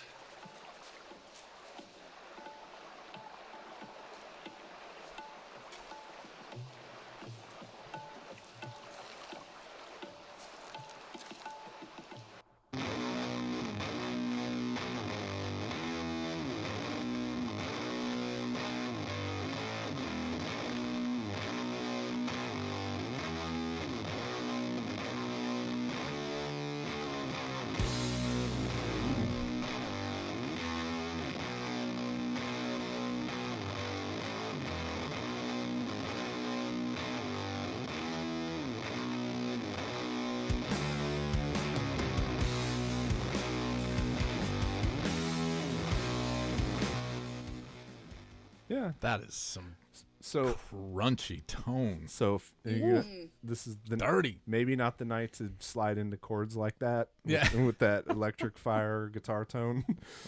Have some more seasoned ears used to that listening to that technique, but it certainly is memorable, man. That just those long slides into those ripping chords that are just sound like they're on fire. And I like the phaser on it. That's like really underlying. It's like wow. Yeah. Like it reminds me of acid. Yeah, no, this is good. I use. Do you use phaser on bass much? Only if I'm feeling really saucy. Yeah. Yeah, not too much. Like I don't really have time to like accentuate much of the phaser stuff unless I'm doing more long-winded notes and things. Like Lord Dying's kind of unforgiving in that way. Yeah. So you would never hear it because it doesn't have time to cycle. Mm-hmm. Yeah. Right, Like JD? Yeah. Other projects. Yeah, other projects. I would just like get really stoned and let that thing go, and I really like having like a spread of that, like, and just kind of wigs people out. It just gives that sensation of feeling when you're hearing it live. Yeah, it's my favorite. Well, let's ask JD. This is good. What's your favorite modulation effect for guitar or bass? I'm just kidding. I actually use a really low level. No, I'm really curious now. No. Phaser? I'm sorry. Phaser? How about a phaser? Yeah. High five. Is that good? Yeah. Yeah. Sorry, it's pedal talk again. I'm sorry. Ask me another question. No, I like to use a really low level of phaser on a really slow time scale with the volume pumped up as a boost, because it gives you kind of a bright chimey boost without having that full, the phase sound. I don't know. It's just something that I landed on at some point that seems to work with my rig, because no like traditional boosts were working for me. All right, what's next? Next is Dos Brujos. I'm glad you dug in more to that, because the first I was just like, great. Didn't get to hear what they sounded like. Yeah, exactly. Yeah. Well, and he sent like, here's this one, or play this one, or this one, or this one. Right. Which is why, if you're listening, send us one song. Pick the song that is the one song that you want. You you want dozens of people to hear. Well, no. I mean, the song that you think is going to convert someone who just heard it for the first time. That is going to tell them what your sound is, and is going to get them to go, all right, I want to hear more now. Yeah, exactly. All right, Dos Brujos. What's your one thing, Alyssa? Like the thing that you're listening for. You pick up a new band, and there's like, what is that one thing that when you hear it is going to make or break that album? Or is there one? Or is there one? There's never just one thing. I mean, I think listening to a record, and like, even if it's familiar, if it's just like, I like unrelenting music. I like music that punishes. I like music that is very like, not as much abstract. I even love like just straight up melodies. I mean, like, I don't know. I know it when I feel it, when I hear like something, like, especially if it's like black metal or like death metal, which you think you've heard everything before. Then somebody throws a wrench in the spokes, and you're just like start crying, because you're like, I can't believe you figured that out. That's incredible. So that's kind of, so you can hear things a million times, but once it just wows you, just like, I never expected that. That really makes me latch on to something. That's my one thing. All right. Unexpected. Yeah. All right. So Dos Brujos. This song is called The Cycle, and I have no idea what to expect. You playing it through the computer? I expect to not do that. That's for sure. They're from Austria.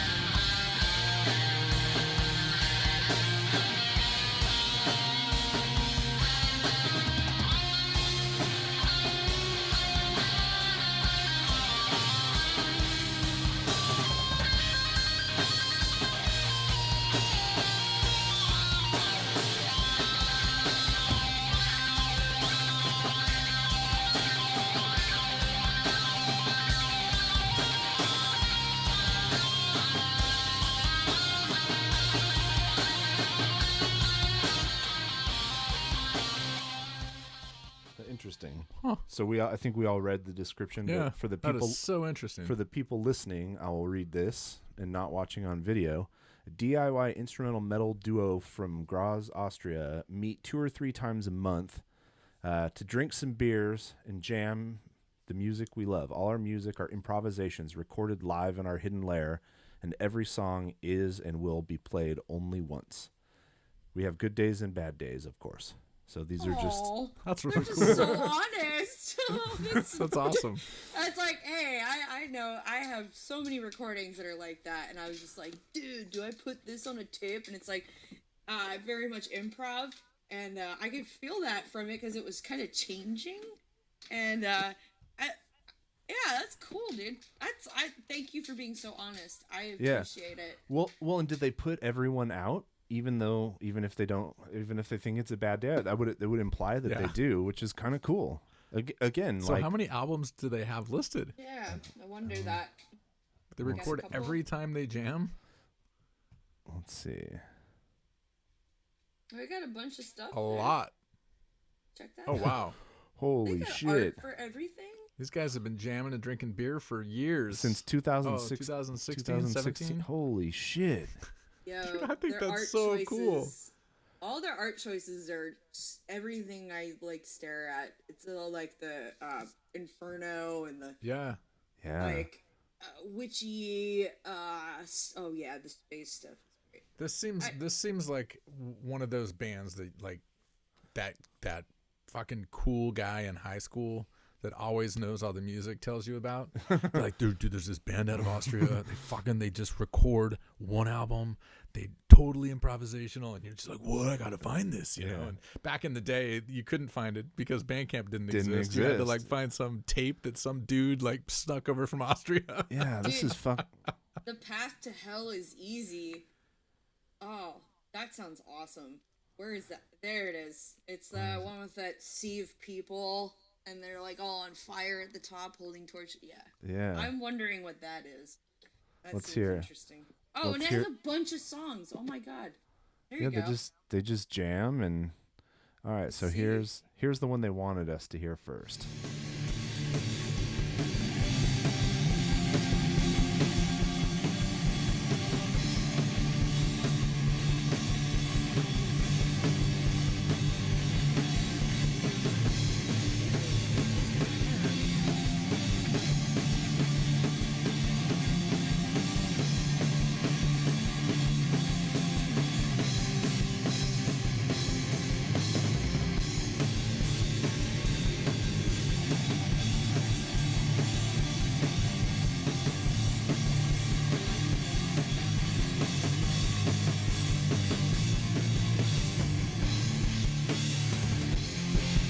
Like when you're just jamming. I mean, the good news is there's only 2 of them, right? So the melodic instruments don't have to coordinate. Yeah. But still, the way those. I mean, look, I don't know that I'll ever devote the time that it would take to go through this, but it would be fascinating to start with the first recording, and then go all the way to the last and hear how the jams evolved, the tones evolved. That first one I played, he was definitely using a looper because the rhythm section kept playing, and he was playing leads over it. I'll give the same complaint that I always give, which is there are important frequencies missing when you don't have a bass player that are very pleasing to my ear, and but fucking super ambitious and very cool. Yeah, it's so cool. My advice to anybody who's in a 2-piece band: get a loud bass rig and an AB box. Split those signals, dude. Like, get a baritone guitar or something too that can handle those low ends. Like, especially with like trying to get you should be able to play the same thing at the same time and get a looper going, which I've done this a million times. I used to have a dual looper and then a whole bass rig with a loop itself. So it's like the guitar has 2 loops on it, and then the bass has a loop, but I'm only playing through a guitar. Yeah. And then I have the 2 signals going out to one's to the SVT Ampeg, and then the other one's to the orange. The guitar rig. Yeah, and I just punish with that, and just jamming with John Reed, who was the drummer for Lord Dying. Oh yeah, Jan. Originally. Yeah. Yeah. Yeah, you guys have been jamming some stuff, right? Slow talking. Yeah. Yeah, he's amazing. He's actually the one that was knocking on the door earlier. So, oh, is he? Yeah, we told him, don't go through the garage because we're doing this, and then I ended up having to come out here and forgot to tell him. So it wasn't his fault. But anyway, yeah, I used to jam all the time with him in that format, and dude, it punishes because you do not lose any of your frequencies at all. It's like ultra scooped, if anything. Yeah, I've seen a few people pull it off right. Actually, the pedal company that I buy most of my main pedals from focuses on bass, and they make a pedal called the Devaricator that is designed so it's like an AB box but with some extra sauce, and you can choose the frequency that you split at, and then it has some exciters that sort of amp up the tones depending on which frequency you choose. Yeah. It's really cool. But there's a band from Miami called Cave of Swimmers. They played Psycho in 2017, I think. That dude has it fucking nailed. He splits a signal, has 2 different rigs, and then has a Taurus. And so he's playing like root bass notes with the Taurus, singing, and then splitting his guitar between a guitar rig and a bass rig. What Metallica song did we see them cover? I do not at Johnny V's, something off of Kill 'Em All, and it was like, holy shit. Two guys pull off of like really fucking incredible cover of a Metallica song. Not an easy thing to pull off at all. No, not at all. They're it's good. Amazing. Was he doing a loop with it too? No loops. At any point? No. See, that's the thing. If you got like all your people playing like everything exactly on point with no harmonies. I mean, you could even do it with those harmonizer pedals. It's kind of freaky. It's kind of freaky though. I don't really know if I can like bottle an entire song around. I'm not there yet in my experimentation stage, but I'm so with those harmonizer pedals because usually people don't learn them well enough to program the harmonies to like change for different modes. And so what they end up doing is just picking one mode and then writing the song in that, and then you just have parallel harmonies up and down. So every note is the same set of 3 parallel harmonies, and it ends up sounding like a computer. It sounds terrible. There's a band from Boston that I actually really liked called Astronoid. That's like a black and thrash metal band. Everything's written in major key or not minor key. So it's like happy black. It's like Blink 182 black metal. And then he sings with that harmony pedal. And at first it's like, whoa, that's so cool. But a couple minutes in, it's just like, oh my God, you got to stop with that thing because those parallel harmonies just drive the ear nuts after a little while. So you got to figure out the programming on that thing to get it right. Yeah, I think also it takes the experimentation of like knowing and being aware of like that vocal harmony could be completely off-putting if you put it with something that is like a minor key, or if you just like throw some strange unexpected stuff in there. You have to really, I would have to do some serious like mushroom dropping in order to be like able to navigate that type of like free, like almost like acid jazz. Like that's not supposed to go with that, you know? Yeah. Like, yeah, I mean, that's where I would like to see myself take it, but I'd have to really sit down with a harmonizer to make it The really smart ones have microphones, and they listen to what you're playing, and then they change the harmonies according to the chords that you're playing, which is like your phone. Correct. It's like, correct. Yeah. It's like it listens to you and it gives you advertisements based on your thoughts. Yeah. Yeah. Which is great if you're playing an acoustic guitar because they can actually read and go like, oh, that, you know, we're in Phrygian now, so we're gonna play 3 different tones than we were before. But it doesn't work when you have a loud ass fucking heavy metal guitar amp. The microphone just shits out and can't hear what you're playing anymore. It's fine if you're playing a piano or an acoustic guitar, but they haven't figured out the one that can listen to, you know, a loud metal band and then match the harmonies, pick the right harmonies. So, all right, we got one more song. This is Death Ray 78. 78. Is that, did it right? It's 1978. Death Ray 78. Death Ray 78. all right. Yeah, there you go. So Death Ray 78. Hey. Double lock. Okay. All right. Sorry. If that's what it sounds like, I'm going to be so impressed. It'll be like last week when we were listening to Slashers and JD goes, "How long is this? Quick quiz. How long is this song?" And I said 2 minutes and 31 seconds, and it was 2 minutes and 32 seconds. Oh wow! There's so much you can tell. You could just tell what it was going to sound like. I mean, I hope this sounds like that. I don't know. Maybe. Okay, so this song is called "When the Night Comes."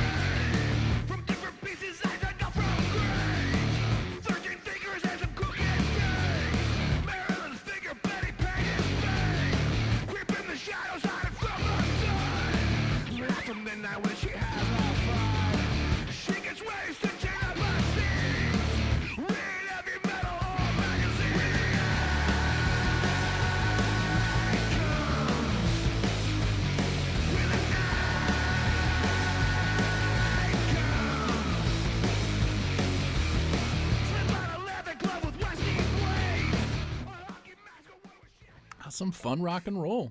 Yeah. Nice. I like the lyric where it says a hockey. Oh wait. A hockey mask or one? Shatner's face. One with Shatner's face, and I'm just like that. I want to actually I like the direction it's going. There's definitely some moments that are a little radio for me. Yeah. But, it's so like horror-billy. Yeah, you know? yeah. It's like campy. It's fun. Yeah. It's exactly. It's like it's got. Oh man. Throw it on. It's sort of kind of where we were going with the Misfits. It kind of was actually. Yeah. Not too. It did have its own thing though, and I think the fact that they had the lyrics up is great. It helped me out. Yeah. Yeah, you get into it real quick. You see where they're going. And I don't expect the song goes too far from there, but you don't want it to. You want to be able to, hear all the references in the lyrics and stuff. That's it was straightforward rock and roll. Yeah. The lyrics are very Misfits-esque. Yeah, I mean that was obviously. Yeah, exactly. Come and party with the living dead. Decapitation is how we give head. There we go. That's good. I like anything that's going that route of just disturbing references. Yeah, that's good. I like it. Well, and this is a third week in a row where it's there's room in all kinds of music for the kind of goofy, campy, funny. Mm-hmm. We went from who was it that really liked Anal Cunt? Oh, Nighthawk. She's like, I love a band like Anal Cunt. It's just stupid and funny and Anal Cunt did the best Black Sabbath cover I've ever heard. Oh, really? Sabra Cadabra. Oh, wow. It's controversial to an extent, but it's Anal Cunt, so you really can't. I have an Anal Cunt 7-inch in there. Oh, you do? It's the Oi version of Staying Alive. Oh God! See, that's what they're all about. Yeah. Yeah. Well, it's so dark. So then last week we asked Amy about a band from her hometown, and there was a band in Concord that I remember because we were around here at the same time called Anal Mucus. So So we're like, and they never escaped Concord really, but I found some footage on YouTube and posted it. It was pretty funny. And then, there's always room for stuff like this. And this is like a gateway band. This is a band where a 14 or 15-year-old kid on a skateboard hears this, and it's heavier than what they're used to hearing. Yeah, it's that gateway. It's subversive enough to be like, look at those lyrics. Well, actually, my parents would hate it if I listened to this. Probably more like 11-year-olds, because 14-year-olds have been on TikTok for 2 years and know weirder shit than I do. Yeah, exactly. But yeah, no, it's good. All right. So you made it through. Was that it? The gauntlet of submissions. Well, then since you, go ahead. Oh no, I'm just like, oh wait, that was 6. Yes, it was good. Woo. Plus a bonus. Plus a Bandcamp bonus. That kitty music. Oh dude, the kitty music. Yeah, anything. I think you can't go wrong when you add electronic, like video game electronic style music with cats. Yeah. You can't really screw that up. Yeah. Yeah. You got a winner on your hands there. I think so. So it's a bit of a segue. Jeff just mentioned that, Nighthawk mentioned some of her favorite bands from hometowns.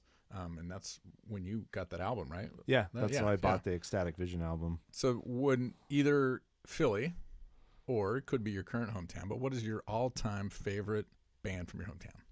I've been trying to think about this one because... Or a couple. All right, it's this one. Fight Amp or Fight Amputation. Oh yeah. Yep. Fight Amp. Yeah. Yep. So good. Yep. And I think that I really think that Fight Amp changed how a lot of people did shows. Had a good scene in a rougher area like Philly, where we were getting good shows because of like the R5 Productions people were great, but like house shows, a lot of it was punk stuff, and there was all this like noisy, amazing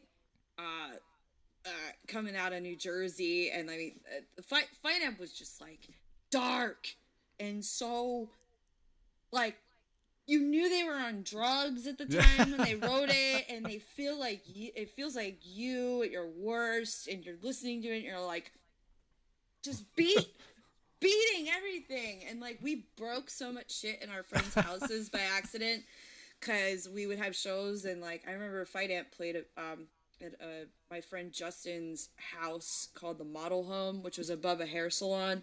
So like no one gave a shit. We just played the loudest shows ever, and Fight Amp, instead of waiting for the other bands to play, they just set up all their stuff in the living room and then just started playing, and everybody just rushed down the hallway and like crawled, and we like broke half the furniture. There was like a light fixture came off the ceiling and hit the drummer at the time, as a dude I worked with, and then I can't remember his name right now, Jesus. But yeah, they were probably the greatest band from Philly ever.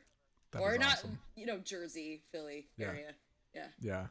I could totally agree. These guys are crazy. Not a band I ever listened to. No. Oh man, they had a cult incredible. following for sure. Yeah, for sure. Okay, so if I was gonna find one of their songs and throw it up at the end of the episode, Fight Amp. What's a good one? What's the album that came out with all like the cough? I can't remember off the top of my head. When you hear it, you'll know it. It's the first song on the record, and there's a bunch of these coffins coming out, and it has red lettering. It says Fight Amp going like this, and then there's these coffins and like all kind of pulling out of the album cover, and the first thing you hear is like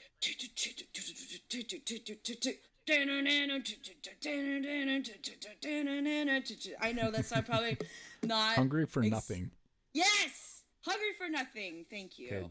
Dead is Dead. Dead is Dead is the first song. Okay. It's so badass. Okay, Good. and then one song from the Nothing record, because I want to throw that at the end too. I think the feel good hit of the summer from that record is probably Bernie Sanders.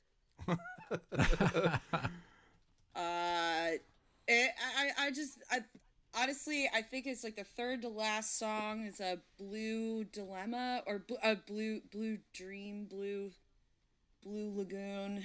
I'll find it. Yeah. Starts with blue. It's the third from the end, and that's my second favorite on the record. But it's very dreamy.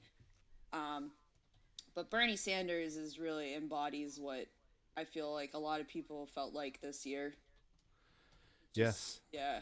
A lot of people I know, at least. That's oh yeah. Yeah. It's funny. It's been hard to avoid, talking about some political stuff as we go through these episodes. I mean, try not to. Yeah, the pause and the change in our schedule is what's allowed us to do this, because normally we're promoting shows, putting on shows, playing shows or whatever, but we have all that time back, so it's like, shit, let's working from home now. I miss showing up at the venue at 5:00 and then the band vans roll in and you go, hey, how's it going? You meet people and you talk to 10 different people you haven't met before or have only met on the internet. Like, so this is our version of that. This is our version of you rolling up to the venue and us greeting you. So question, is Lord Dying planning any 2021 touring? There's a lot of European festival lineups and a lot of tours kind of out in the world. Yeah, I mean, I'm nothing to say yet. I'm attempting realism here, and I just keep going back to what happened in 1918. Huh. What happened, and then subsequently what happened in 1919 and what happened in 1920. Yeah. They had the Roaring Twenties though, guys. Okay, yep. So think about it. Yeah. We're gonna be.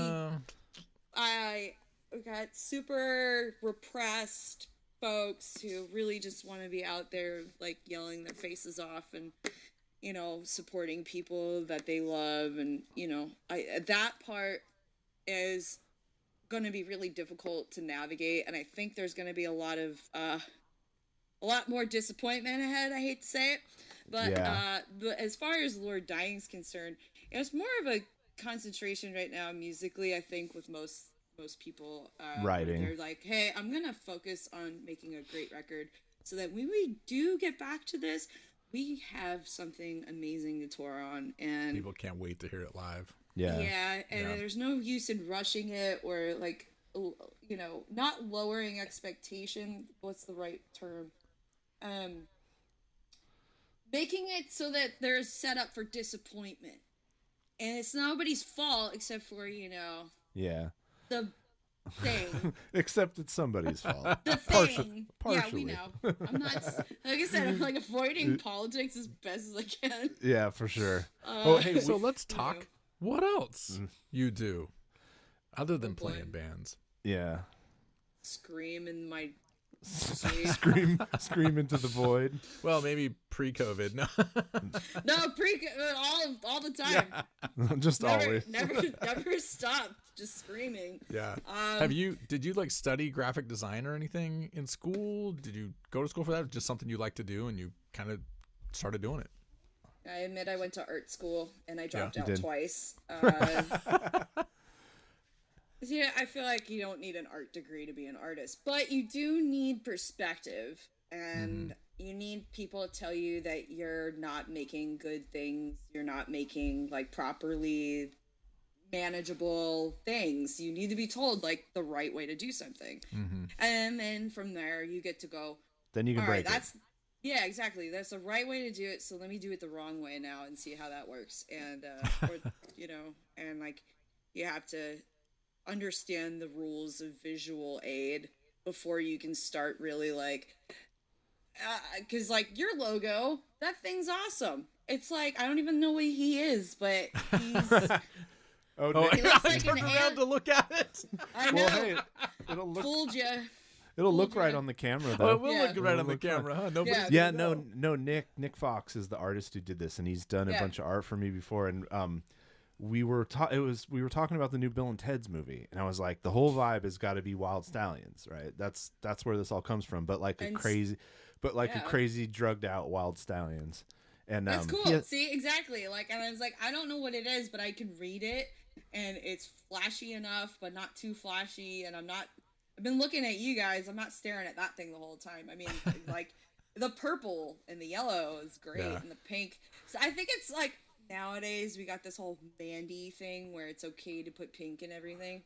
Thank goodness. Finally. It's good. Yeah. Yeah, we're awesome. starting to normalize a lot of stuff that's good. This is, a week or so after the Harry Styles Vogue cover where he's in a big dress and probably wearing a pearl necklace. Freaked out everyone. Everybody flipped out. I haven't seen that. Yeah, he's a big deal in our houses. People are because up in arms. We have teenage and under teenage daughters who love him, and he's totally rad. He is rad, actually. And I think it's awesome that he did that. Like, fuck him. People who don't like that can seriously go to hell.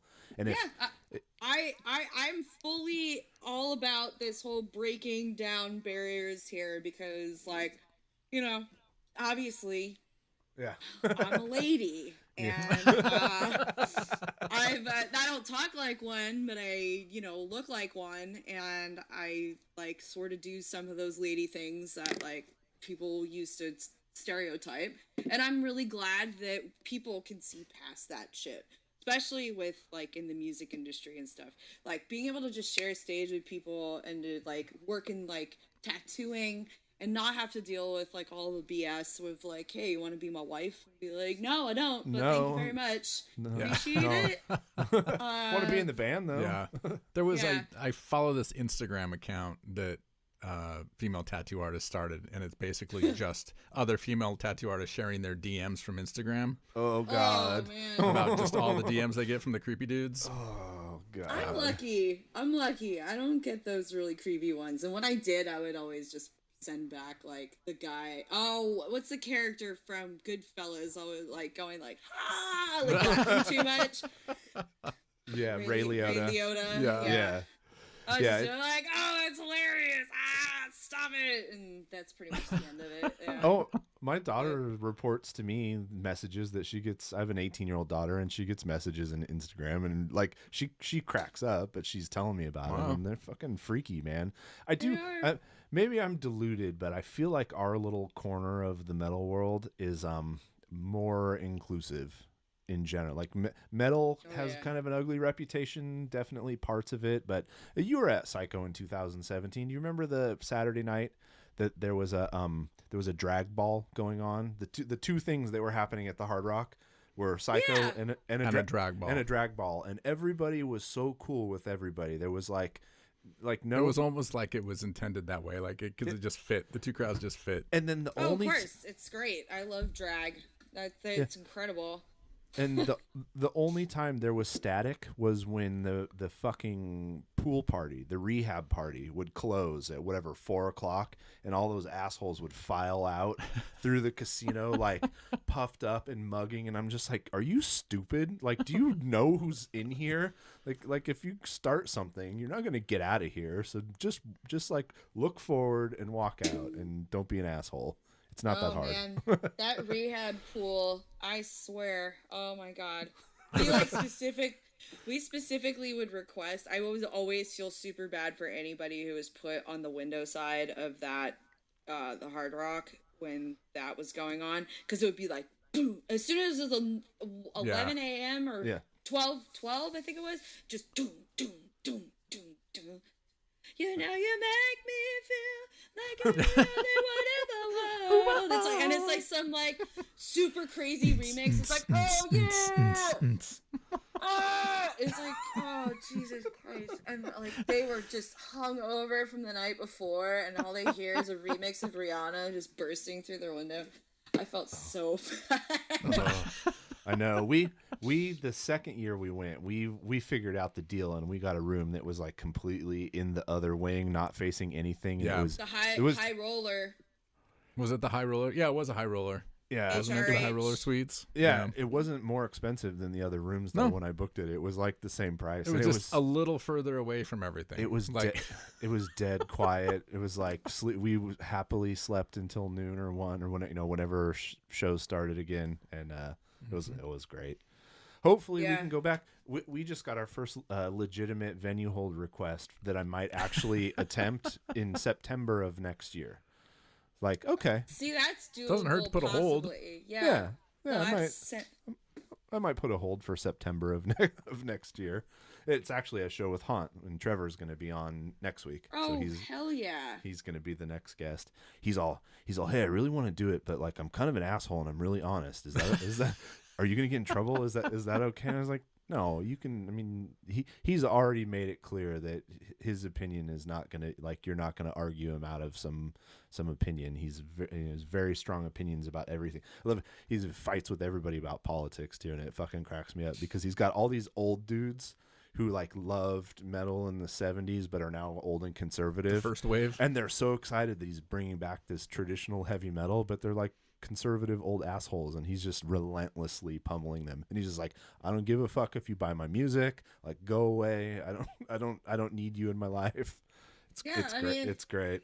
That's a good way to be not a sellout, you know. Yep. Like I'd like to just stay true to that stuff, because like when like getting an honest opinion about like music that's being made, especially if it's like some of the first stuff the person's ever done, or if it's off the cuff stuff, there's no way I can sit there and be like, oh, this is like the worst. It's like terrible. Because like I have made such shitty music in my life and played it for other people, and I've had them go, that's and I'm like, okay, all right, I'll get better. I know that face. You know, yeah. This is not my thing. It's not what you said the other day. Just like, I just need to hold back and just say, not my thing. Yeah, not my lane. Yeah. Not my thing is definitely a great way of just being like, you know, honest. But I don't care. If we want to, people who, I'm from Philly, so I don't care. Like, if people dig really hard into something, or like, one of the things I will miss about touring Europe the most is going to Germany and getting backhanded compliments that are just actually really just honest, nice compliments. But to me, as an American, I hear it and I'm like, thanks. Yeah, I think. They're like, your album, their last album you played was terrible, and then the album before that was really bad, but I bought your record anyway. And I'm like, can I get your autograph? Yeah. I'm like, okay. Do you want it? Doesn't feel like it.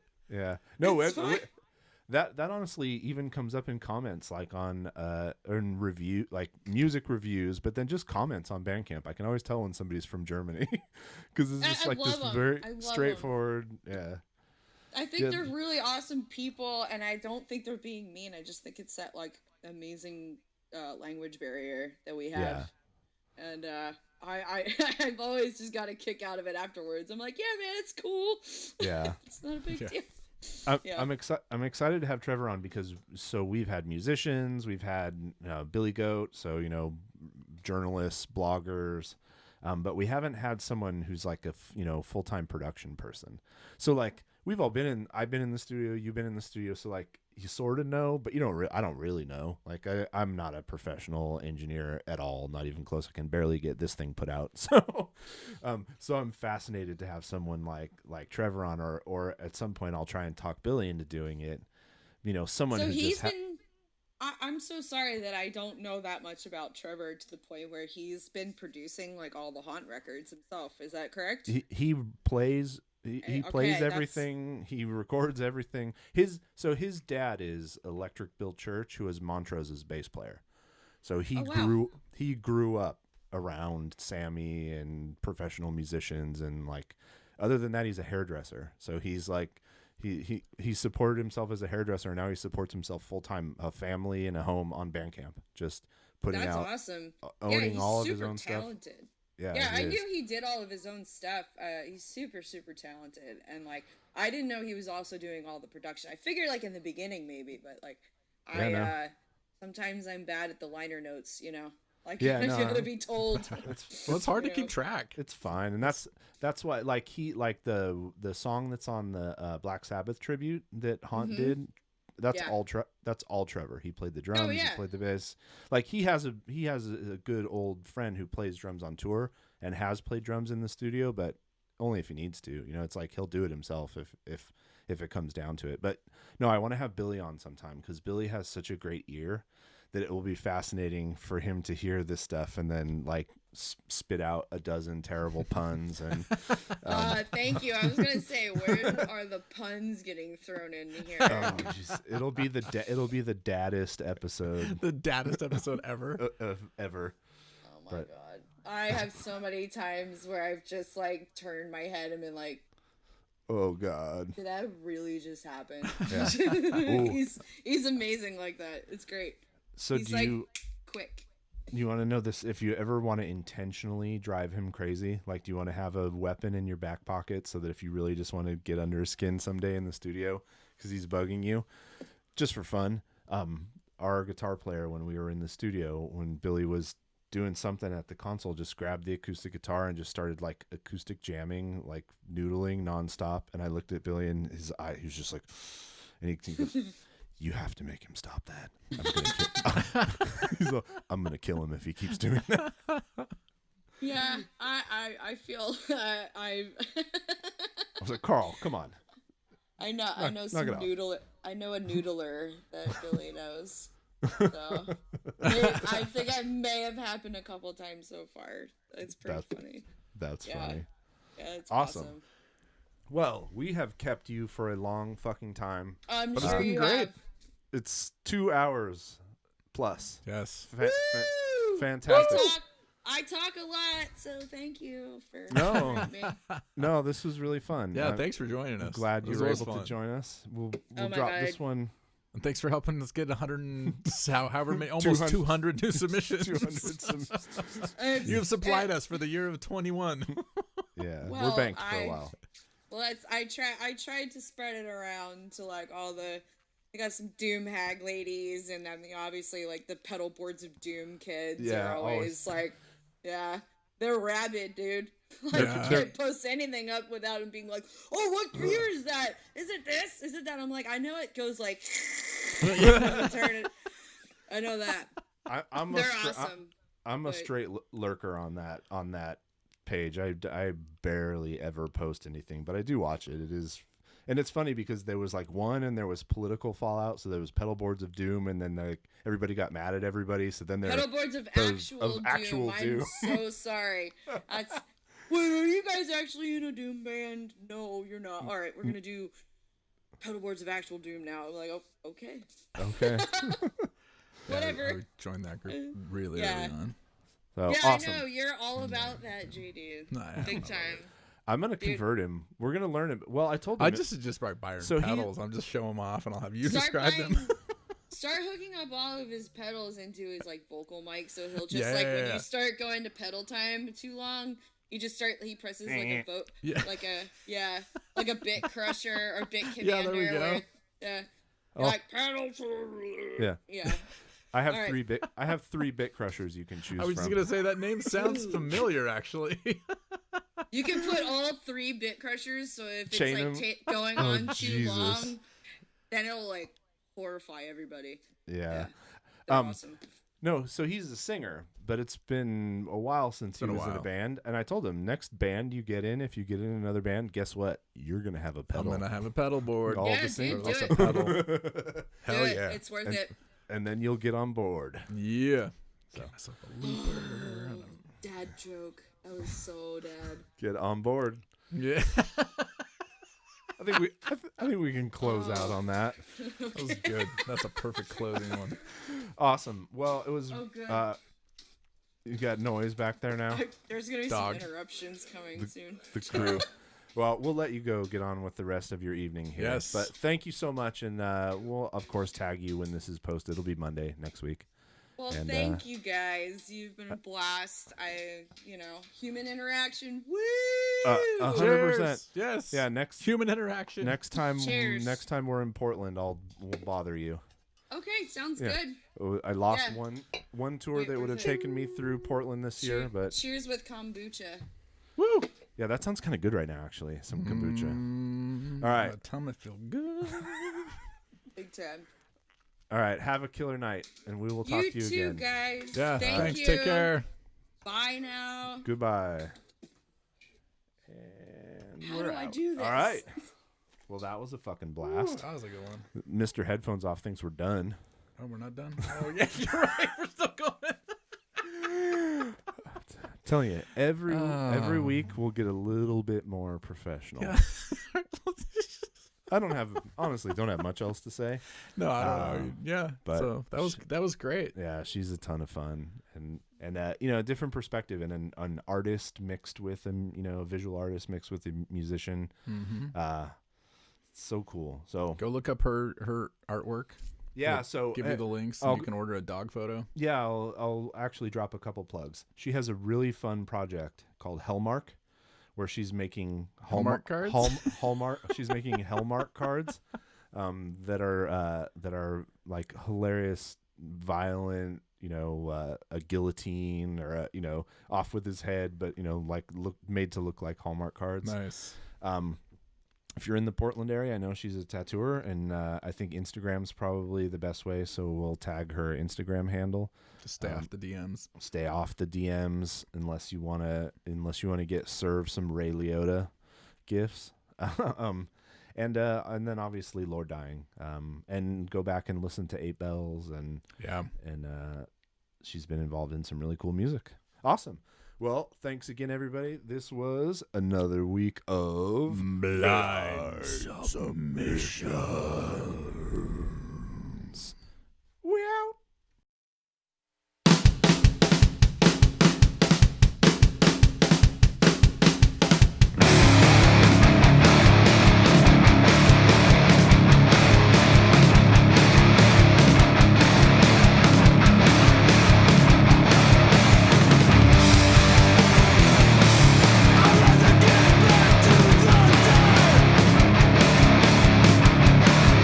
With the